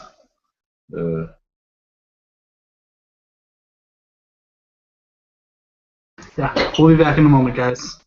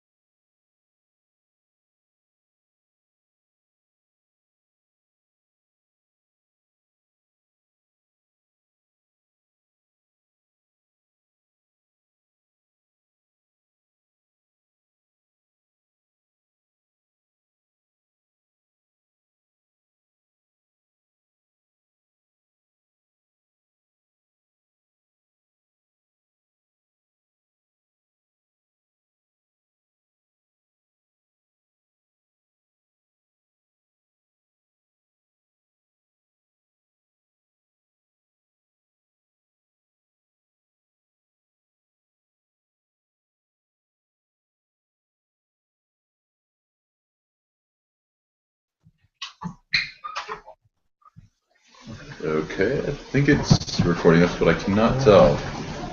Okay, there. Please start recording. Nope, I just clicked that. Camera back. Okay, there we go. Okay, we're back with our unfortunate loser of our feature match of last round. From what I saw, it looked mostly like a mulligan problem. What were those first couple of hands looking like when you decided to have a mulligan? Well, I barely remember game one at all. Game one was, I tried to get it as far in my mind as possible going into game two. Yeah, because like letting yourself be down based on just random awful luck, it's not something you want to be doing in a tournament like this. Yeah. You want to stay as positive as possible, even if like negative things happen. You need to think of why the negative things happen. Which, if it's based purely on luck, you don't need to dwell on them. Right. You just need to continue going on with it. Do you want to always have? No, as for game two, the first hand just had like Do you no want to hits have at all. people going? So that was pretty much like an automatic mulligan. Yeah, that's The reason we have this. That would have been a mulligan in the old rules. yeah. The second hand of six had one island and then a whole bunch of multicolored spells. It was like triple Jeskai Charm and a Mantis Rider. Yet again, And then reason something not else. to keep that hand. Yeah. And then when I got to the third hand of five, it was three islands, I think a lightning strike, and banish it. And while nothing in my hand was castable, at least I knew like I could hit the first couple land drops. So, hopefully if I started to get the right colors, which in my deck is relatively easy, then I can start casting things. Yeah, that's reasonable. Why? Okay. I'm checking if we unmuted the camera and the sound. Okay, interesting. I feel that is a Have you all been relevant muted thing so to far? check. No. Yeah? What What do you guys? Hello. Okay. Either way, anything else you really want to talk about that game? Or? No, Okay. I want to go play more Magic. Okay. Sorry to hold you up so long. And We're getting round three situated at this time. It looks like the supposed feature match was going to be Matt versus Wee, but because they've already both been on camera, it'd be the Sultai Control versus Sultai Control Mirror does not sound fun. It would be the Hyper Control Mirror match. I've made the executive decision and informed Matt that we are going to pull Richard and Jordon. Ooh, that'll be interesting to see. I do believe they're both playing mono black. Black Mirror guys. That sounds much more fun. Who wants to see no hands? Thoughtseize, your Thoughtseize, Thoughtseize, your Thoughtseize, Thoughtseize, and my Thoughtseize. Say whatever that disciple thingy is. Okay. Either way. Okay. Everyone's in Everyone frenzy keeps right now. moving. Everyone's Very moving. interesting. See that backdrop? Is that even center? Nope. What is? Are we center? Nope. Oh, we're just really far away. Here, let's bring it in. Let's bring it in. Bring it in. Move back towards you. Move back over there.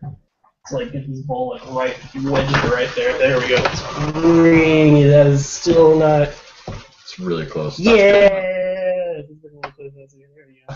Okay, this will be interesting if we have to have two people on the ball you can again. just scoot on the side. Yeah. We'll have our main. This is our I'll be beautiful like logo off-camera. here, designed by Daniel Mitchell. It's also backwards from what I'm saying. It's only for us. We're seeing a mirror image of what they're seeing. All Yeah, right. that's why if you were out there looking at the life totals, they're backwards, but we're here life totals. Life totals are correct from here, right? Yeah, they were. Okay, yeah, then everything's Okay, mirrored. sweet. Okay. We're I'm gonna guess. getting ready to have the third round start, right? Mm-hmm. Okay. Yeah. Alright, so right now we have both players on sideboarding from the previous round. Yeah. Okay. Should be having for some fun. Alright, Hand disruption, the game coming right up. so Gonna need a little bit of help. What's the black devotion card that makes them Disciple of discard? Phoenix. Disciple of Phoenix. Are they senior? Richard is. Oh, God. Richard's running all foils too. Yes. Except his Thoughtseizes, and he's not maining Thoughtseizes because it's not foil. Yes. Which I believe we're trying to be competitive, and I was like, I don't know if I agree. He's like, but he's no foil. He's Infidia. And then he like. Does he have foil despises in No. their place? So- Okay. well, he's got the disciples, right? Like that'll get him there. Yeah. Hopefully. Yeah. We're being really optimistic. Are we really rationalizing these decisions? Are we rationalizing his abhorrent overlord decisions here too? Because those are. Oh, sweet. I don't like that Wait. card. He's running two abhorrent overlords. The Theros one. The Theros Yeah, one. I know what it does. That's why I'm. It is a 6/6 flyer for 7 at the Is very he at least worst. running the raid dude so he has like something to sack every turn? I believe so. Okay, I well, mean, no, not the raid dude. I believe he's running the guy you can replay every turn. No, he's not playing that guy at all. Like, that's like a 1-drop and a 7-drop, but like the interaction things. No, I can't. I mean, I believe they just play it, make 7 lifelink harpies. Oh no, I Oh, whip. Oh, whip. Oh, it all makes sense now. Yeah, you can whip it back too. Okay. I don't really approve of it because I've seen him cast it way more than I've seen him whip it. Well, he doesn't have ways to supplement it. Well, So I'm not No. talking about whip. I'm talking about whip gives them lifelink, yeah. Yeah. and that's Well, even just, whip like this. Whip also gives devotion. So. Mhm. Yeah. Whip's good. Whip's a powerful card. Is Disciple of Phoenix 1 black or 2 black? Double black. Ooh, okay. So you get to look at least 2 cards. It by itself will get you to look at 2 if they don't remove it in response. And then there's also everyone's best friend, Gary. No. How many times have you lost to Gary over this past year and a half? Dude, that card makes me so sad. When I was playing, like, Azorius Control, that's like Fluorescent Scatter in the sideboard, 2 Nullify, like, I have to stop him. He cannot hit the field of side loose. Mm-hmm. It's like, it's just gonna get me down. Very, very interesting. What the I'll heck? see y'all later. Okay. All right. Good luck so in your matches. Okay. I'm going to check on this. Looks like he's ready. I specified. I just need your sideboard. Looks like he's being a Deck pro and list. writing out his Yeah. deck list for us. As Jordan, real sweet guy for us.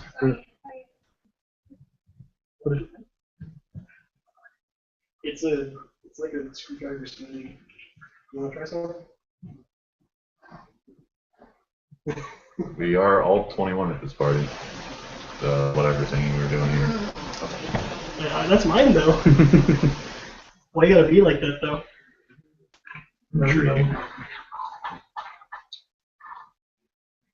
This is orange juice, dude. Oh, okay. I don't know what you're talking about. I don't know what I'm talking about either. He was Well, all scared that we were going to say things that weren't related to magic when we started. yeah, that wasn't a fear that I had. That was knowledge that I had. We were gonna end up doing that. And then he was like, now he's like, who wants to drink?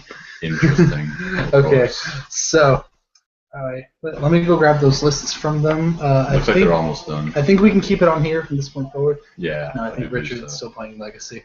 Oh, awesome. Go, Richard. Richard, our premier legacy player here. Person who owns the most legacy cards, I do believe. That might be a lie. I don't know. I don't know which one to say. Interestingly enough, Richard, our premier legacy player, ends up letting us play with certain decks, giving us exposure to different metas.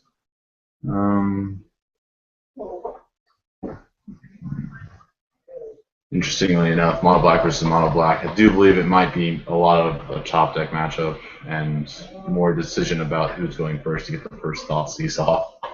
I know there's being more of the deciding factors in these games. What are they messing with the camera for? This is interesting. Hopefully they'll end up starting matches soon so that I don't have to continue talking for no reason.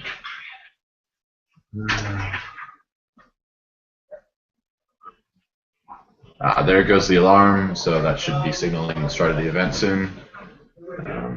We'll eventually be able to see the die rolls, and hopefully his opponent will show up and be in that seat as to very nice playmat. It's Mind Rack Shaman or something like that. There we go.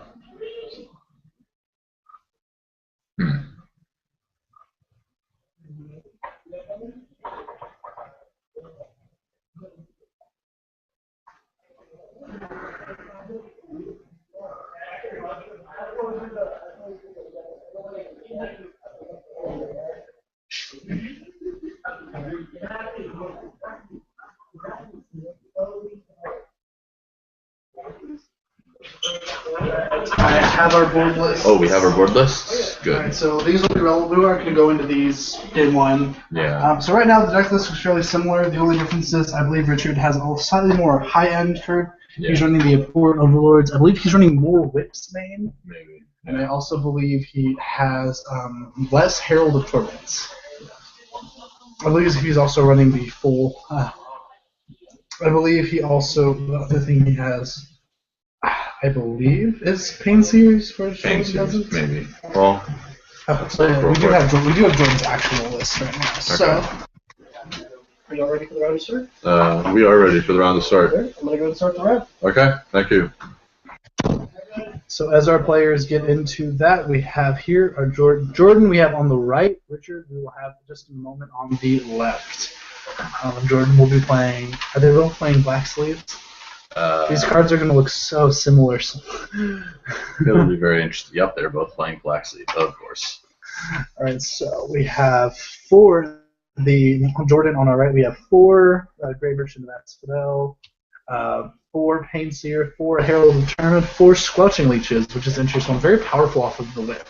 Yeah. 2 of the Erebos, 4 Downfall, 4 Thoughtseize, 4 Read the Bones, 1 Lily on a Vessel, Murderous Cut, 2 Sensitive Rivers, 3 Bile Blights, and as the lands, 2 Nykthos, 21 Swamp. Yeah.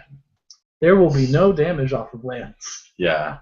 It looks like an average list. It's like if you're playing mono black, what you're probably going to be playing. I don't see much variance. Maybe the 1 Lily on a Vest, depending on if you want to have that main or side. Interesting enough, I don't see an Urborg here.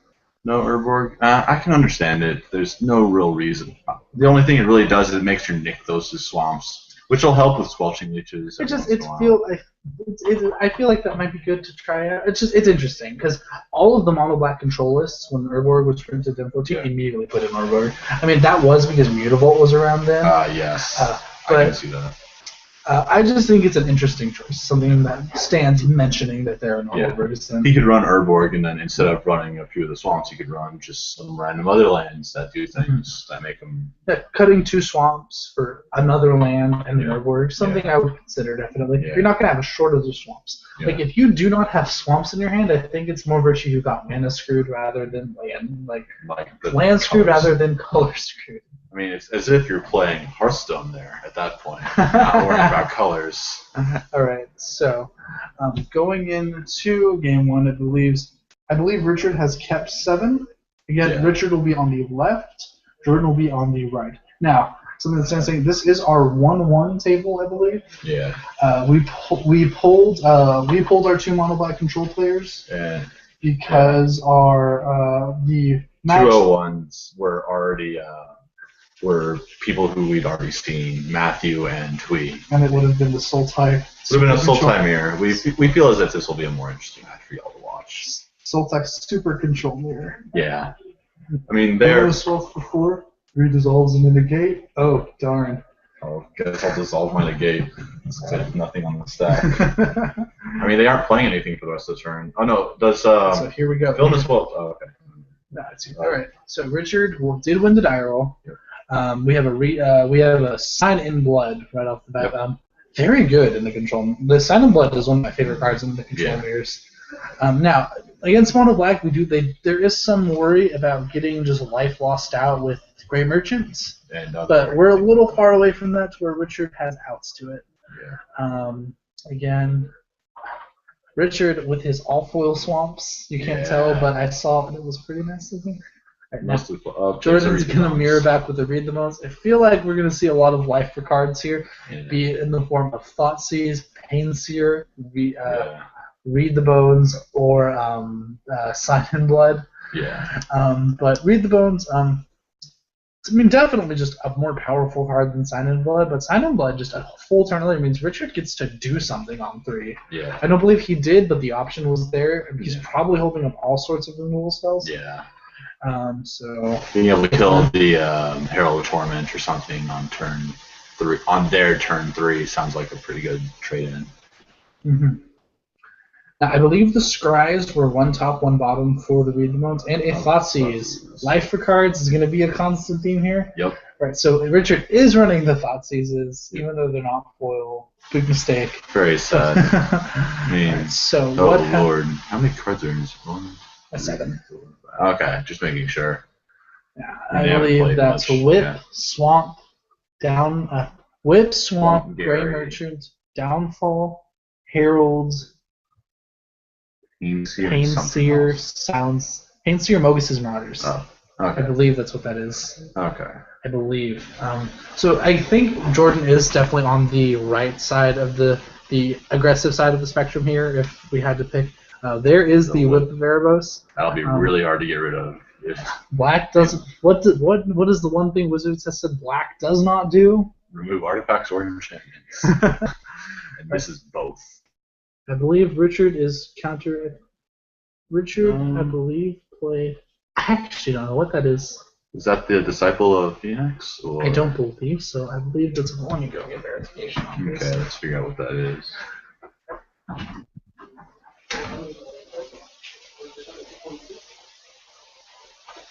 It's a spicy one. It's the Fate Unraveler. Oh, Fate Unraveler. I remember. He loves playing that card. This makes these Silent Bloods look a little scarier. Yeah. Turns into 4 damage. You draw 2 cards. Sounds pretty. Or you end up losing 4 life. You'll take 2 damage, lose 2 life. Now the lifelink off of the Whip, if it ever just gets Yeah. rolling, is going to negate a lot of that. Yeah. But Fate Unraveler is also a 4-mana 3/4. Yeah. So and look, oh my. Another Fate Unraveler? Or? No, that is a Master of the Feast. Oh. Oh. Oh, he's running this one. I believe he Spicy. made a quick. I had no idea. I thought he was still mono black control. I think he changed into mono black. Aggro. Not a little between aggro and mid range. Yeah. But Jordan not even waiting to draw an extra card. Just Hero's Downfall. But the Fate Unraveler has already just eked out some value. Yeah. So we have draw. Fate Unraveler is going to ping Jordan for 1. Master of the Feast. Fate Unravel. Interesting. Master of the Feast is a card I'm surprised hasn't seen more play. I believe it's because the aggressive mono blacklist just kind of fell to the side. Yeah. Fell to the side of the road. I think a huge problem is versus a lot of the decks, giving them an extra card does give them an extra card to like burn you out or to just kill it. It's not like dealing with a 5/5 isn't as hard as it was just say like in M15 or something like that before this set came out. Like you've got so many different cards to deal with. I believe something I just totally went over my head. I think Jordan's stuck on land. Oh well. Here comes a Herald of Torments. Oh. That is going to be murderous cut, I believe. Yeah. Okay. Another land. It seems like another Master of the Feast. Oh lord. All right. So the Fate Unraveler did eat a Hero's Downfall, I believe.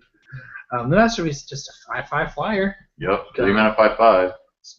Big and fat. So 5.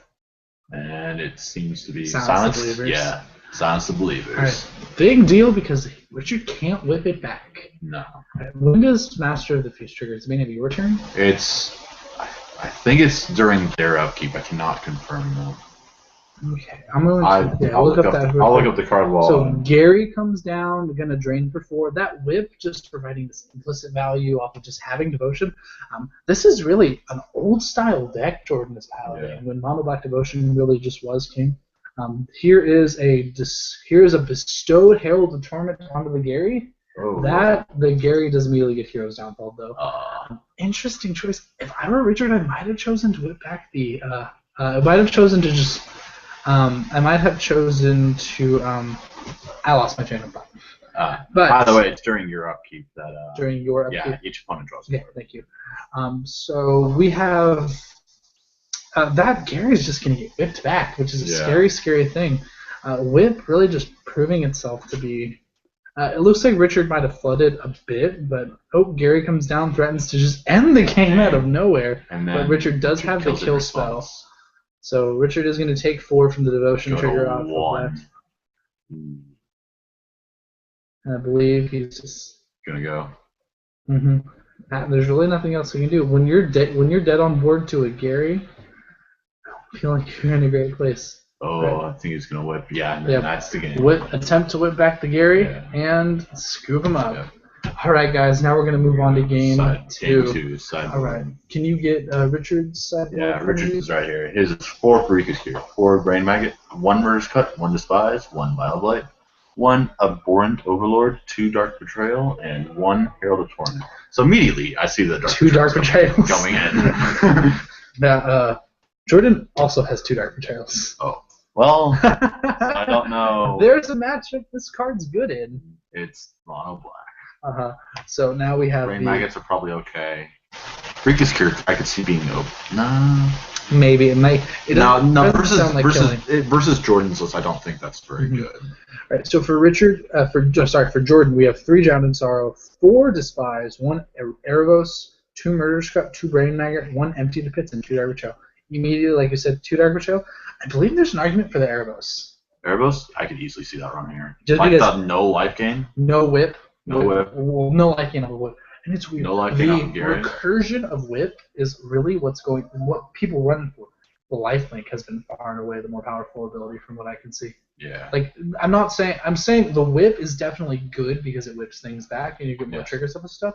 But the amount of times the life gain has just been the relevant part is over half the times I see it played. Yeah. Just because it's like my team gets permanent lifelink, it's just good.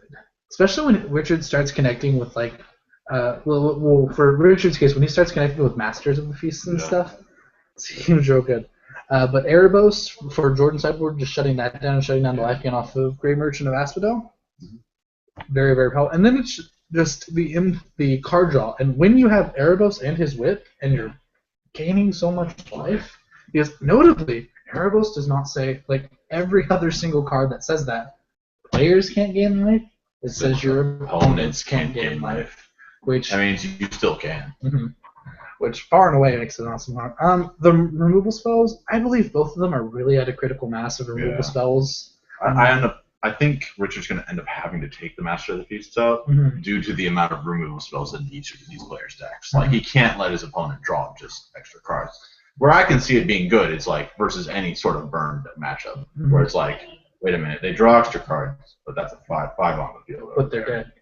They die to the 5/5. And it's like, well, I can't kill it unless I spend 2 cards on it already, which after that, it's on my face. I see the 1 Erebos. I see the 2 Dark Betrayal instantly coming in. It's like I very rarely speak in alwayses and nevers, but at these Dark Betrayals, they have to be coming in, right? I can imagine Vile Blights. No, not Vile. Maybe Vile Blights come out for Jordan.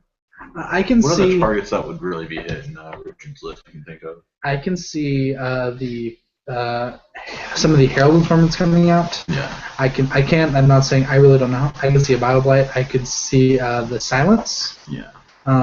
Maybe not actually because whip, but the one of Murder's Cut maybe. The Liliana of S. Wait, what does Silence have to do? Oh, because of the whips, you can't bring it back. So I can keep it. Really, the main deck for both players seems fairly good in this matchup. All right. Okay. All right, we're gonna come back here. Now what's going on? Is the score still 1-21? That was a fast game too. Well. All right, so we're going to start our game 2. Hopefully those players keep 7. And I hate to I'm not trying to pick favorites or anything, but I hope both players keep 7. Yeah. Well, I wouldn't be picking favorites, then would I? No. If both players keep 7, let me just say something. Okay. Restart the counter. Yeah. We need to maybe have someone go out there for the match and restart the counter because people forget it until, oh wait, I've lost life. How much life am I at now? I'm at 1 and you're at 21? Okay, this is now going to be a long time to figure out what just happened. Okay, it'll be interesting to see how both these players boarded, but here we go. I assume Richard would like to be on the play again. Yeah, I do not imagine going second, what you want to be doing here. Something really interesting is these Dark Betrayals open up these are really awesome cards for this, because it means 1 mana means all of your creatures have the potential of dying. Like 1 mana after this, because I imagine since both of them have Dark Betrayals on the board, the card might be on their mind. Yeah. They're like, okay, wait, he only has 1 open, and I want to see if I can get this down and make it live for a turn. Or rather, like, say you're trying to bestow a Herald onto something, you're like, okay, they don't have.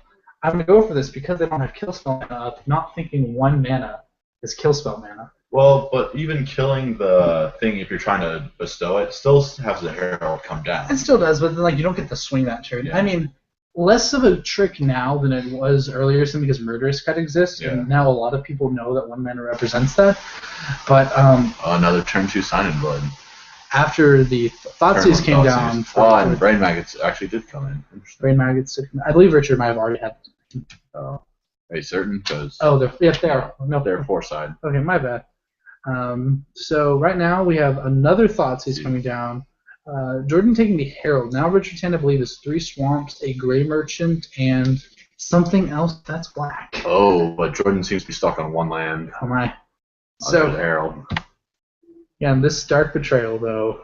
Remember, Yeah. 1 mana does represent. I mean, but if you're stuck on 1 land, that There are, but 1 land. notably, Jordon does have outs. Yes. Normally, he would be waiting for another swamp, and there There's it Dark is. Betrayal. There it is. Oh, and And a a Brain Brain Maggot. Maggot. Oh Lord, only gas in his hand. What gas do you take? You probably want to take a. Looks like a Dark Betrayal. I think that's a Painseer. Painseer. Maybe. Okay. All right, so Painseer I think is a very reasonable choice because I believe that was the only source of straight card Yeah. advantage. Like I believe if he had a Sign in Blood, you take the Sign in Blood immediately. And Liliana Vess comes out. It looks like Richard tried to. tutoring. It looks like Richard came down with the intention of trying to switch to a more controlling deck instead of his a Master of the Feast with Phantom Revolution shenanigans. Which is interesting because Liliana isn't side, so Mhm. it would be main. Mm-hmm. So we just didn't see it last game. Mm-hmm. Might just be a 1-up, just like Jordan said. Very much so. Richard, what do you think Richard tutored for? Tutor? No clue. I think I don't- probably a whip if he has. Whip would probably be good. I think maybe just stacking Garys against each other would be good too. Mhm. So Jordan, notably, Liliana can tutor twice. Yeah. And still live, which is hugely relevant. Yeah. So He's making him discard a card now. I think Richard probably tutored for something he wanted, like a Gary. Yeah. So Jordan did draw the second swamp. Yeah. Is going to Bioblight the Squelch, the Brain Maggot, and is going to get his going to get his Painseer back. Liliana did come down Downfall. and make Jordan discard. It needs a downfall. Still a solid 2-for-1 plus a tutor. Jordan is drawing lands, and this Gray Merchant is indeed getting in. So we have another Brain Maggot come down. It looks like we have Sign in Blood, Whip of Erebos, and something else. So taking the Whip, just taking the Sign in Blood, Read the Bones is what got. Yeah. Jordan did draw another Read the Bones off the top. It looks like is going to scribe both to the top, Ooh. draw both of them. I would imagine they're both swamps. Yeah. I don't imagine Jordan is greedy enough to scry a spot to the Yeah. bottom right here when he has action to go on. And there's Gary. and Gary. It's over. Okay. It's like, okay, wonder what's going on. Game's over. Okay, game's over. They're currently 1-1. Very interesting. Currently 1-1. So we saw something very enticing that I see come up a lot.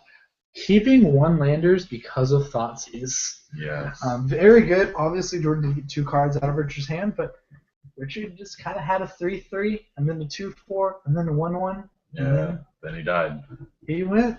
I don't believe in keeping 1-landers unless your deck actually operates off of 1 land. The percentile chance of drawing 2 lands in a row is very awful. Especially because I don't believe Jordan is actually running Sign the Bloods. I believe Richard is running Sign the Bloods. I think he's running the Read the Bones instead.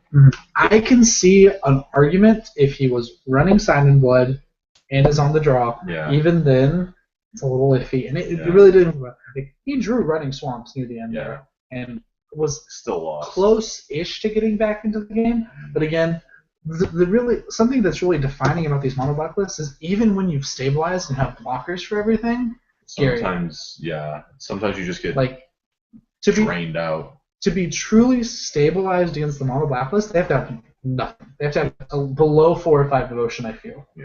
Because if they're like sitting on, oh no, they have 2 Garys, a Disciple of Phoenix, Liliana Vess, that's at 1 loyalty, so I have a bunch of cards to hand, doesn't matter. Like, Gary, you for 8. It's like, okay. Oh, okay, I'm dead. We definitely saw that happen. I'm going to pan back here because I don't believe either player sideboarded. Nope. Looks like Jordon will be on the play. All right. I believe both players got 7 and just lead off with a swamp. No turn on Thoughtseizes.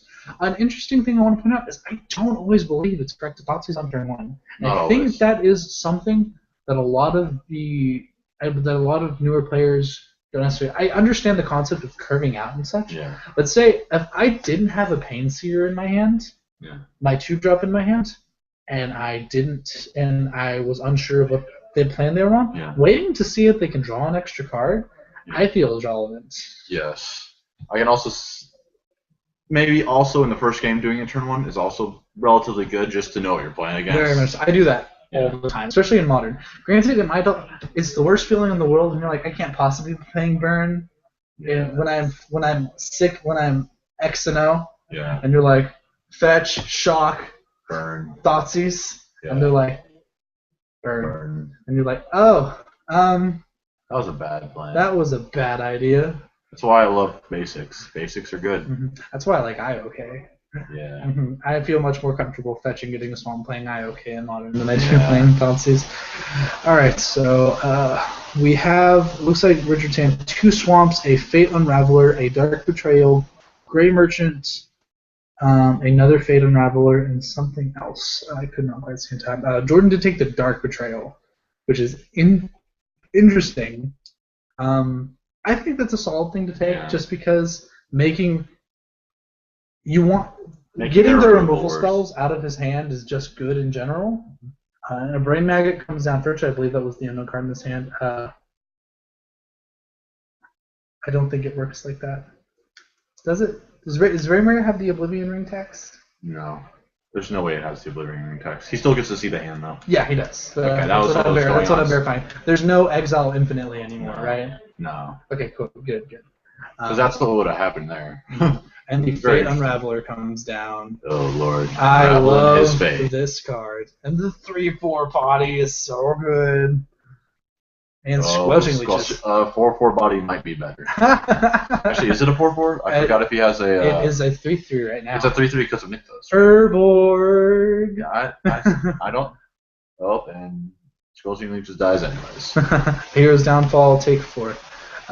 Interesting enough, it was relevant there, but the Squelching Leeches is probably a must-kill on sight card in this kind of thing. There's 2 Devotion for Gary. That big body. That Whip of Erebos is going to help a lot. Yeah. And plus, by killing the Squelching Leeches, you keep him off of generating mana with his Nykthos. Because that Nykthos would have tapped for 4. One more than you put in, as of right now. Richard followed the play up with a Herald of Torment. Very good. I might have waited a turn to bestow it. I don't know, but I believe Richard definitely knows what he's doing, and I'm just trying to entertain other thoughts. Another body on the field instead of having...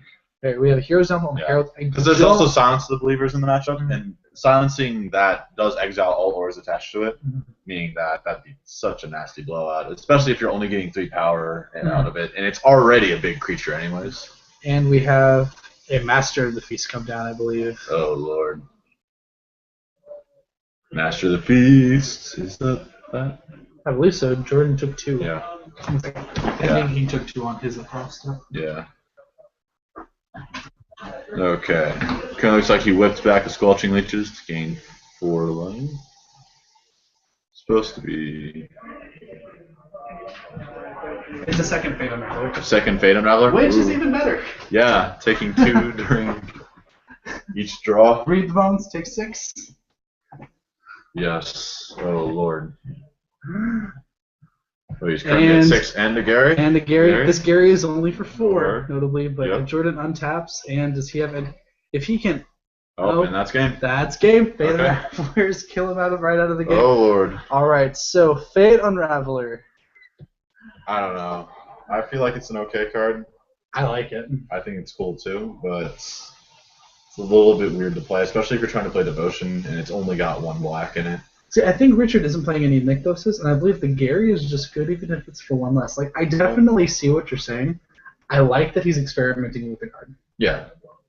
It's a card that I don't think enough people have played to figure out what's going on. It might be a little slow, and the other problem I have with it is it doesn't beat Siege Rhino, meaning in any way, shape, or form.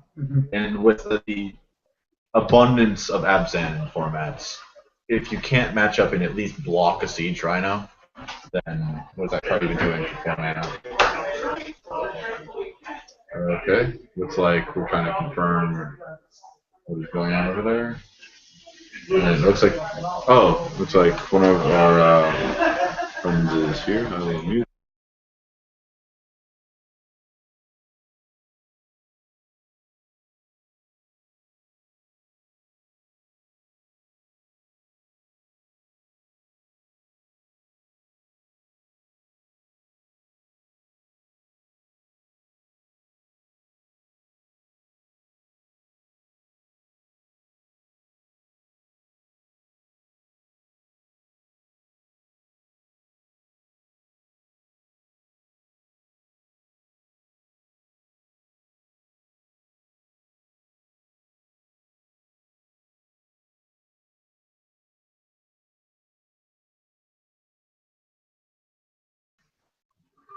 Okay, we're not going to talk about that. Well, let's. All right, so we're going to pull one of our players in here for an interview. I believe Richard has declined being interviewed on the grounds that no camera face. Oh, he doesn't like cameras? I Okay. don't know, but that's what he told me. So good games from both players. Mono Black, very interesting and an unexpected matchup here in the land of Khans of Tarkir. Especially in a mirror matchup. And Right, here yeah. is our one of Here our is- black players. Here's the player on It's the the right. ball of justice. Yes. Well, I believe Travis is our only black player. That's it, yeah. Oh, okay. Yeah. Alright, so here's Jordan, the player on the right. So, Beta Traveler. Yep. Get a Rattler and me having no lands. That's not a fun day. We saw game 2, you kept 1 land, 2 Thoughtseizes. Of course. I mean, Well, hoping to get there. hoping to get there. I I also don't didn't want to think. mulligan to 5, but Oh, to 5. You'd already mulligan? I already mulligan to 6, and I didn't want to go to 5 again, especially because he has so much hand disruption. Mm-hmm. Yeah. I felt like if I went down on the card and I just Yeah. had like 4 lands on one thing, so Okay. yeah. That makes sense. Mhm. I can slightly understand the reasoning. I'm still under the premise of if you can't play at least a few of the cards in your hand, and He could play both Thoughtseizes. Yeah. I And do the believe, but Dark- he's still and the losing Dark 4 Betrayal. life. And the Dark Betrayal. Mhm. Yeah, He did have 3 cards. He could play 4 of the cards in his hand. out of the Yeah. 6. Yeah. Alright, so what did you board in for games? I brought in Erebos, I brought in 2 Brain Maggots, and then I also brought in my Dark Betrayals. Okay. And I took out 2 of my Vile Blights. Actually, no, I think I just took out 1 Vile Blight, 2 Pain Seers, and then a Read the Bones. Mhm. And then I think actually no, 2 Vile Blights, so 5 points. Yeah. I mean, I guess Pain Seer doesn't attack through the wall of Gary's. No, it does not. Nope. And the life loss is already pretty high, Yeah. so We were talking about how we saw life for cards more than both of you were killing yourself almost exclusively for Yep. the first Yep. 5 Oh, turns yeah. of that match. playing black. And did we see all 3 games Gary come down and basically end it? Yeah. Yeah. The Fate Unravelers did put in the last 2 Yeah. in that game, but I mean all 3 we saw much it. Gary pass Yeah. or Gary die. Yeah. Pretty much. So I get just a very interesting callback. Interestingly, we really saw while this mono black devotion is still maybe not as powerful as it was in last year's because Mutavolt was probably Yeah. the most powerful card in the deck. Yeah. I believe that Mutavolt was the most powerful card in the mono black devotion list. I mean, Yeah, a 1 mana, I- a land 2/2 is pretty good. And So because- pack run as well. Yeah. I do like Pack Ride a lot. And even though we lost that, where's cards to be viable? Mono blue got hit. Mono way blue kind of fell off the face of the earth. I mean, we do still have the actual devotion cards in Thassa and Master of Waves, but we With the setup. no Night Veil Spectre, Nope. no Frostburn Weird, and just a funny conversation I had with one of my friends before. He was on Mono Blue devotion. He was like, "I told you Night Veil Spectre was good." I'm like, "No. Night Veil Spectre became good." For devotion and then afterwards. They're like, what do you mean? Nobody played Nightfell Spectre before the Devotion was And played. it was still a good card. I played it in the sideboard of my Esper control list simply because it was such a great card to play in the Esper mirror. Yeah. You're like, hey, you know the skill spells you worded out? Card advantage, please. And then it just as a side effect of getting card advantage, pressure their life total, which is an angle a lot of the lists weren't prepared to deal with. Yeah. But now we were playing. The Mono Blues was playing cards like Frostburn Weird, which I know is a good card. I could not play Frostburn Weirds. The card is good and it blocked a lot of things, but I'm like, I feel like I'm playing limited here. Yeah. This card is just, I mean, don't get me wrong, any card that had 2 blue devotion symbols stamped on the top right was powerful. Yeah. Absolutely. But it's like then after the master came down and they did, I'm like, now I have a 1/4. Yeah. Yeah. Yeah, just a wall. Mm-hmm. All right. So what? Wait, isn't he? The Master of the Waves creates elemental tokens and gives +1/+1 to elemental tokens, right? It's a weird. Oh, it's a weird. That's right. Okay, It's a weird. that's interesting. Weirds are All weird. right. So what matchup did you play tonight? Okay. The first matchup was against a Sultai control deck, which was a bit of a beating because there was a couple games where I ended up not grabbing the lands when I needed to get them, but then ended up getting Villainous Wolf. Oh. And so he would play like the top 6 cards in my library, and most of them would be lands, and then he'd get like One Grey good Merchant card. kill Yeah. spell, so he killed my threat and then also gained some life. And then just the card advantage that he was generating was really tough for me to deal with. Even post board, I was able to rip his hand apart pretty well with double triple Thoughtseize starting the game off, and then after that he drew enough cards to come back and win. And then my second matchup was against Blue Red Artifacts, Patrick. Patrick. First game, it worked out well because I ended up being able to deal with the Darksteel Citadel by silencing it, which is a pretty lucky break. But I mean, traditionally the problem we've had with auras is the openness or 2-for-1, and Darksteel Citadel's resistance to that is precisely why it's so good. yeah, Auras are one of my favorite types of cards. Angelic Destiny is awesome. Steel of the Godhead is awesome. Red, that doesn't count, Gabe. Rancor's awesome. I mean, when the problem with auras is getting 2-for-1, we can't bring up Rancor. We can bring up Angelic Destiny. Angelic Destiny's 4 mana. Fine. Fair. We're gonna bring up the same clause. Okay. We're gonna bring up the awesome one. Angelic Destiny is more awesome than Rancor. Rancor's legit. It costs 1 mana. yeah, and you Makes get it back. Rafik kill people almost. Yeah. So Well, it does make Rafik kill people. Do you know what makes Rafik kill people faster? Swords. Angelic Destiny. Technically, yeah. Technically or literally? I mean, if you really think about it, it costs 4 mana. Well, I mean, you can't play. You're going to play it after the Rafik. Yes. You'll have 4 mana. Eh. We can't. This is unique. We can't play 2 Rancors. Right. We can copy our Rancor. I mean, let's cut the button. Just throw a Steel of the Godhead. Wait a minute. I've got the argument now. You play Rancor and Steel of the Godhead and then just kill them. And Angelic Destiny. You put all 3 on it. But you gain so much life off of Steel of the Godhead. Oh, whatever. Okay. anyway, but yeah, good feature. Yeah, and it kills people. Okay. Yeah. We'll try. That's how the game works. Really- Kill people. Really, I don't know if we saw like from the first match. I don't know if you saw with Patrick's Red Blue Artifacts, but something I was really scared of was the whole, hey, I've got Scuttling Doom Engine. All right, I'm going to try to exile it. No, I'm going to actually hit you for 11 instead with Shrapnel Blast. Yeah. And then 2 That's- for 1. Or 11, yeah. or 11 for 1. Yeah. Again, just how rules were powerful thing. Sacrificing as a cost rather than an effect. Very relevant. Yes, very. I mean, especially with like how much Black's infiltrated the meta this standard with you got Mardu and Abzan and Mono Black. You've also got Sultai. I mean, all these where you've got kill spells out the wazoo, and they try to kill your thing. You're like, no, I'm gonna deal damage to you instead. It's pretty fun. Yeah. But when they back together, it's a really good one.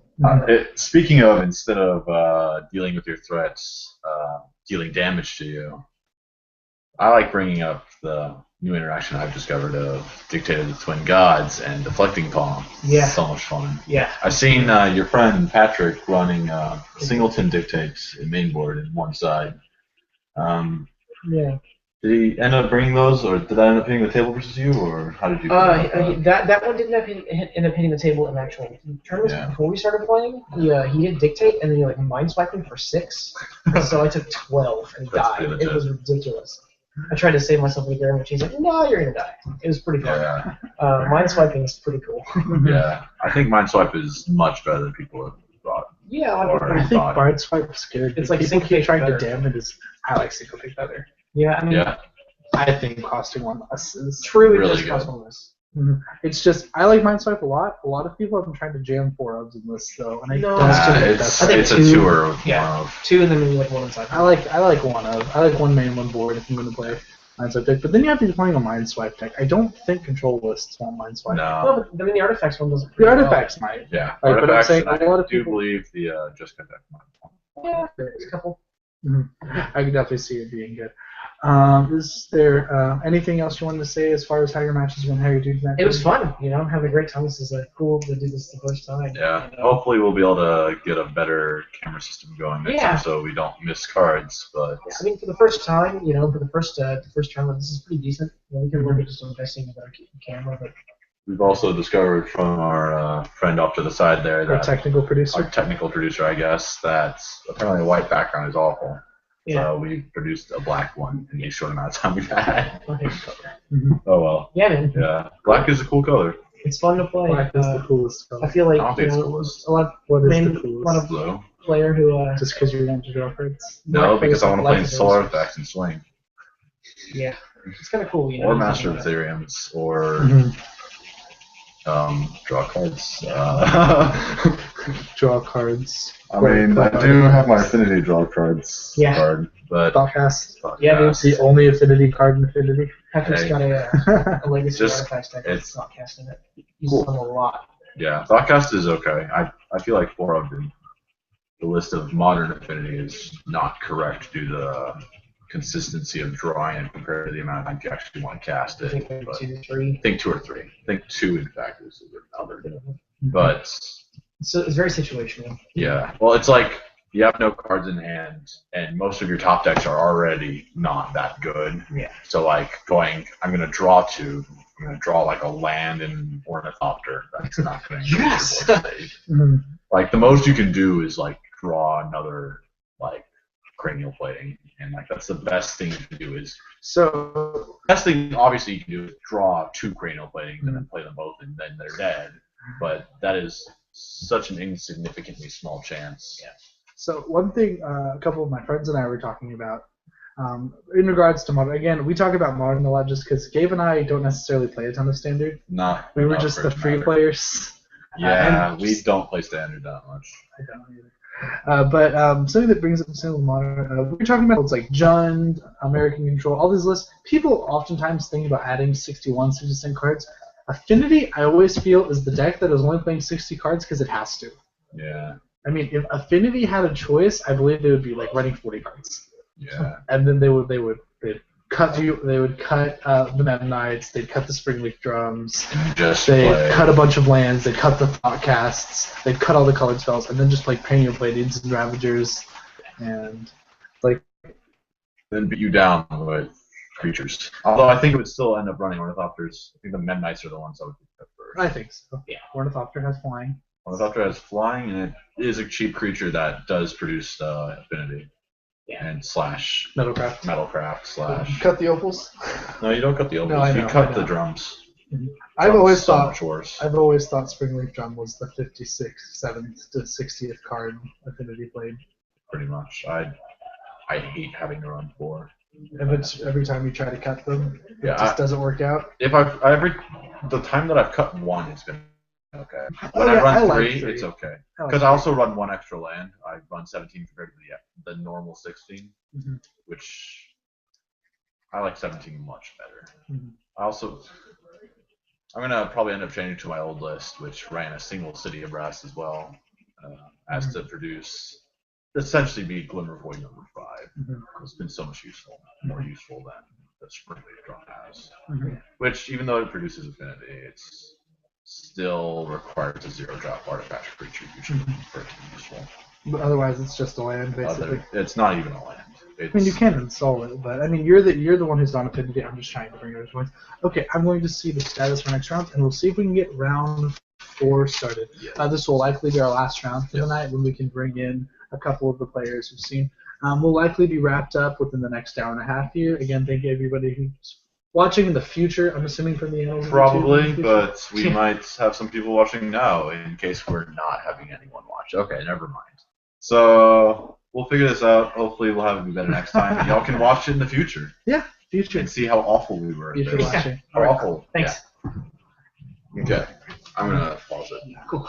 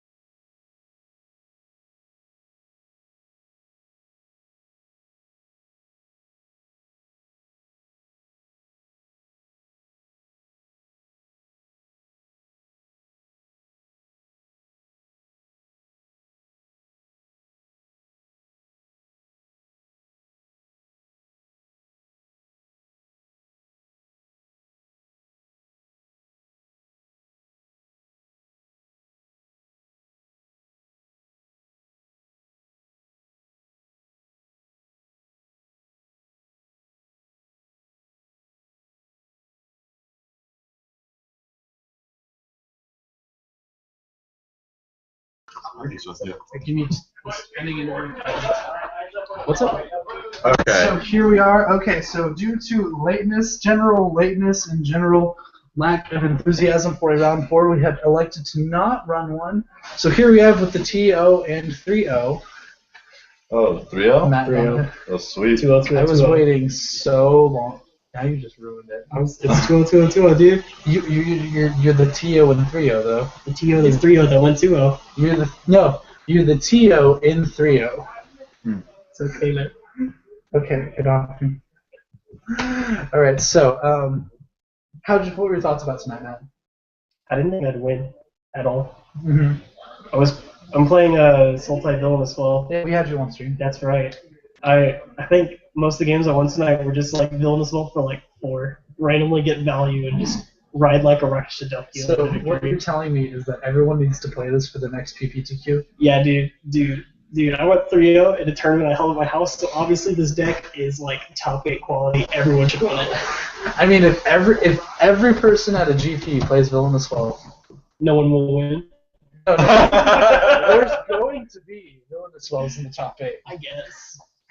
You guess. I guess. Statistically, it is 100% likely. Okay, so we were trying to pull some people, but everyone seems to be cleaning up for the night. Thank anybody who was. There's nobody watching now, but Thank anyone who watches in the future. Future thanks. Future thanks. Future thanks. From the future. Well, we should say thank you to Sherwin since he's gonna go right home and watch these. Oh, sweet. Oh, we'll probably make my brother watch it too. Hey, Brian, John. All right. Again, thanks everyone for hopefully watching this at some point. We're going to watch these ourselves and try to improve the quality, see what we can do. Hopefully we can bring other formats to you, maybe some EDH content because EDH is swanky. Oh, EDH would be interesting. We would need like the most upper view camera, just a round robin with people just like smashing their faces into the desk. Yes, this is true. Yeah. But I'll be the one making them smash their faces into the desk. You still playing the mono white one? I've got the mono white one, but I think if I were to do something for that, I'd build Rafik. No. No. I'll play Numnarkland. oh my god, this person is like, I'm like, so you get 2-0'd with auras. That's their most times like, but Rancor. Hey, he brought out Angelic Destiny first. Angelic Destiny is so much cooler than Rancor. It's cooler. I mean, Rancor only costs 1. yeah, I mean, if you're playing Commander, you can run it, but not like Modern. I would only run 1 at the most. Rancor or Angelic Destiny? Angelic Destiny, dude. You run 4 Rancor in any format. Let's go. Commander 2, dude. Guess your Tarmogoyfs do beat their Tarmogoyfs if there's a Rancor on the field. Yeah, they can trample, dude. Yeah. It's gonna hold you back. More Rancors. If you remove everything from the yard and the only thing left is a Rancor and it passes back, it kills their Tarmogoyf almost as the dark because of the end of the commander. Yeah. Well, your Tarmogoyf would be 0-1. No. It'd be 2-1 if the recipes in place. So your Tarmogoyfs beat their Tarmogoyf. Stop it. Dude, how do you Stop it. And this is the type of stuff we talk about. Just never listen to me. All of my ideas are bad. I'm generally saying the same thing here. New meta, 4 Rancor. Your last idea was let's play junk in modern game. Your ideas aren't That's a bad. good idea. That's not a great idea with Treasure Cruise and stuff. Well, let's talk about that. Well, it's Treasure's done. So, speaking of just some extra content, while everyone clears up, I fully believe Treasure Cruise is going to get the axe in modern. And my belief is if that gets the axe, I do believe the other one has to get the axe as well. The Ascendancy? Not the Dig Through Ascendancy. I think Dig Through Time would have to get the axe as well. I don't know. Personally, I think Dig Through Time is better. It's just not seeing as much play because It's double blue. it's double blue. No, it's a million times less splashable. And I think Yeah. if something is a million times less splashable, then that makes it. Like, I think Blue or Delver could not have done it. They really Blue just Delver work on could dig easily. because all of their cards do the same thing, I feel. Yeah. It's like if you're digging, you're getting a cantrip and a delver, and if you're cruising, you're drawing a cantrip and a delver. Well, I feel like we kind of need Delver in the format right now, just to deal with like other decks that are kind of aggressive, like the Ascendancy combo. The problem then is not the Delver deck. The problem is the Ascendancy combo deck. Which the central problem in the Ascendancy combo deck is cruise. Yeah, I do believe that card getting banned would really help. And I believe Dig Through Time can stick around because then the Delver list still gets to play a powerful Delver card. And then, because, I mean, the traditional no-lock, no-combo control decks have been floundering in Modern for a long time because they haven't had a good source of non-cantrip card draw.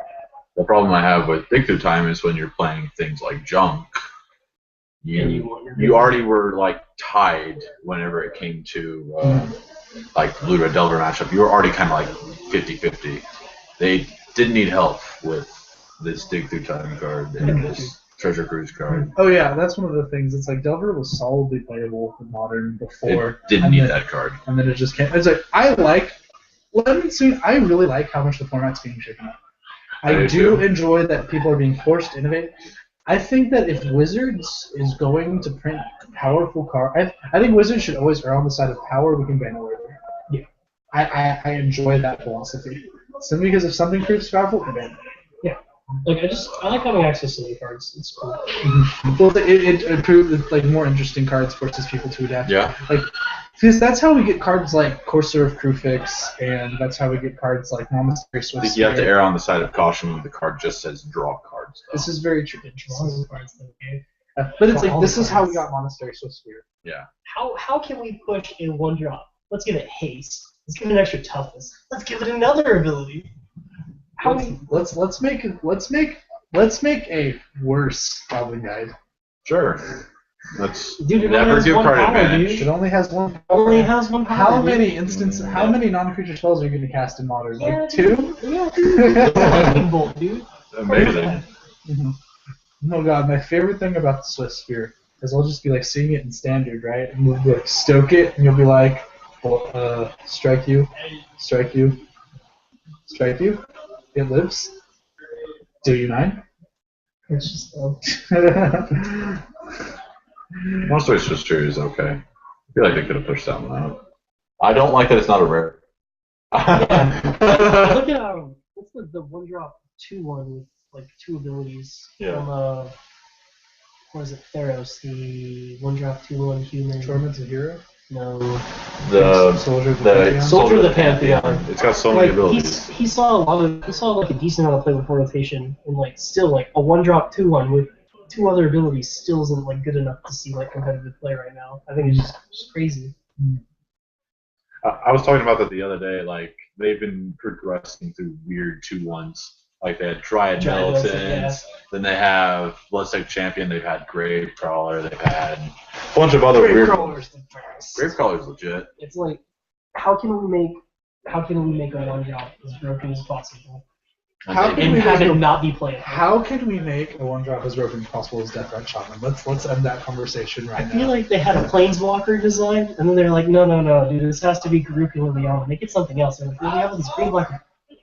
Put it on an elf. There we go. Dude, we're gonna give them the elf type. Everything. Like this Who thing. plays elves? Isn't he a shaman? Yeah. So Yeah. When I was playing my red green deck, like naming shaman was like, oh, Kiki's uncounterable. That dude's uncounterable. The 3-drop human that returns something to your hand. Eternal Witness is also a shaman. Soccer Tribe Elder is a shaman. Dude, there's so many shamans. This is stupid. Shaman. Yeah. Hopefully we can bring modern content soon. We're probably gonna have to. Who are group plays modern other than you and I? Trevor? There's Trevor and Daniel. Aaron plays. Daniel has a modern deck. I don't think he like goes plays for it not. at all. Yeah. Aaron plays. I don't think we'll be able to do a modern one. We don't have to do tournaments. You guys can just do content. Yeah, we just Yeah. like You can Yeah. just play. You can just play it best. We can just play we it just best. do of round 5. robin. Yeah. We just do round robin where everyone plays each other. You could. I think just weekly videos of best of 5, this matchup versus this matchup Okay. would be kind of something to say. Then you can test out things like that awesome junk splash treasure cruise Siege Rhino deck in modern. Yeah. Oh, I can do that. I actually have the cards for that too. You have the cards for everything. No, I don't. He trades. He'll be like, oh, you have that card? I need that. And he'll like yell these cards off you. And then later you're like, hey Gabe, do you have like Cabal therapies? He's like, yeah, but I'm not gonna trade. That's not what I'm getting. I'm getting at the who's like, oh, I don't have the cards for that. I'm like, what? Do you not have the islands? Do you not have the? I'm just saying, like, mana he gets like leaks? all these rares off everyone, so he has like everything. He just refuses to trade any of it, so all he does is just take him cards. And I like because people don't know how big his collection is. I remember both Trevor and Daniel went through this, where they were just like, I'm like talking to me. He's like, I'm gonna build junk. This was 2 weeks ago. He was like, I'm gonna build junk in modern. And Trevor's like, do you have the cards for that? He's like, oh, well, not all of them. He's like, oh, you missing one? No, I have those. Confidants? No, I have those. Lilianas? No, I have those. Wait, Verdants? No, I have you were those. playing Bug Cascade before, right? What? So Yeah. you still have do you still have the entire Bug Cascade deck? Yes, he does. What was he missing from the junk deck? The Lingering Souls. No? The thing I was missing from the junk deck was the Twilight Council, or the Twilight Mire. Oh, That was yeah. the one card I was missing. That card, like, how much is that right 30 now? something. Oh my goodness. I got it at the Lets you next do you know why? Because it lets you cast the Block and Liliana. And Abrupt Decay. Y'all are crazy. It lets you cast Abrupt Decay off of your, what's it It called? lets you cast Liliana through forests, which is Yeah. so good. Yeah.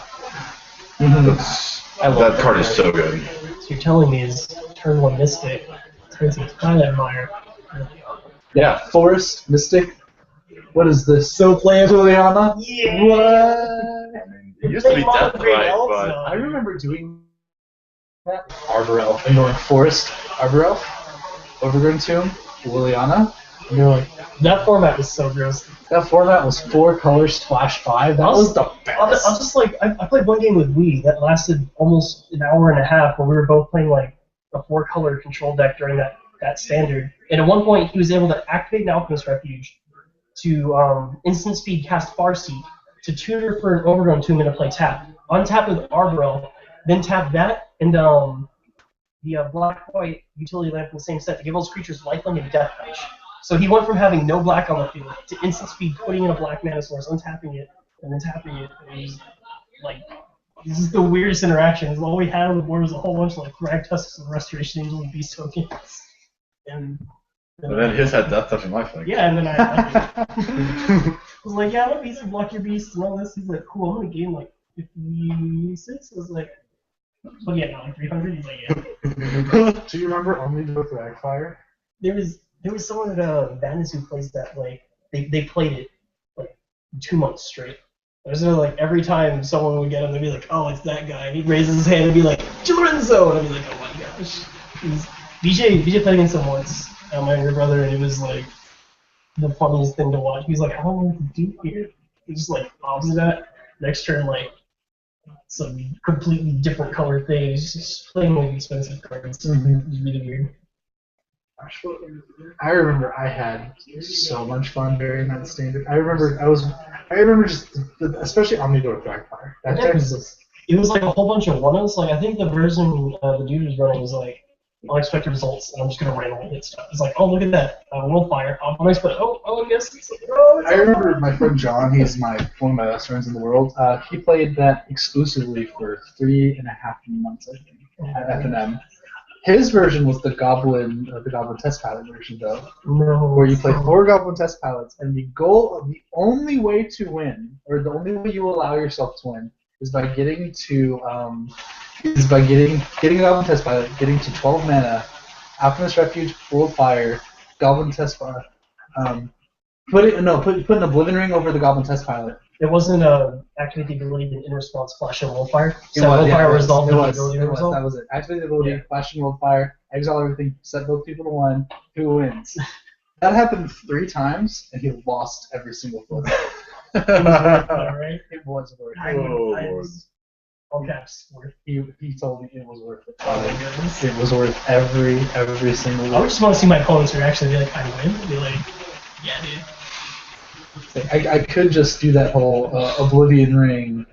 I could just Oblivion Ring something to kill you. Or I could just have a Thrag Tusk in play and then fire. Well, see, that's the easy way to do it. The intelligent way, though. Yeah, man, now. Okay.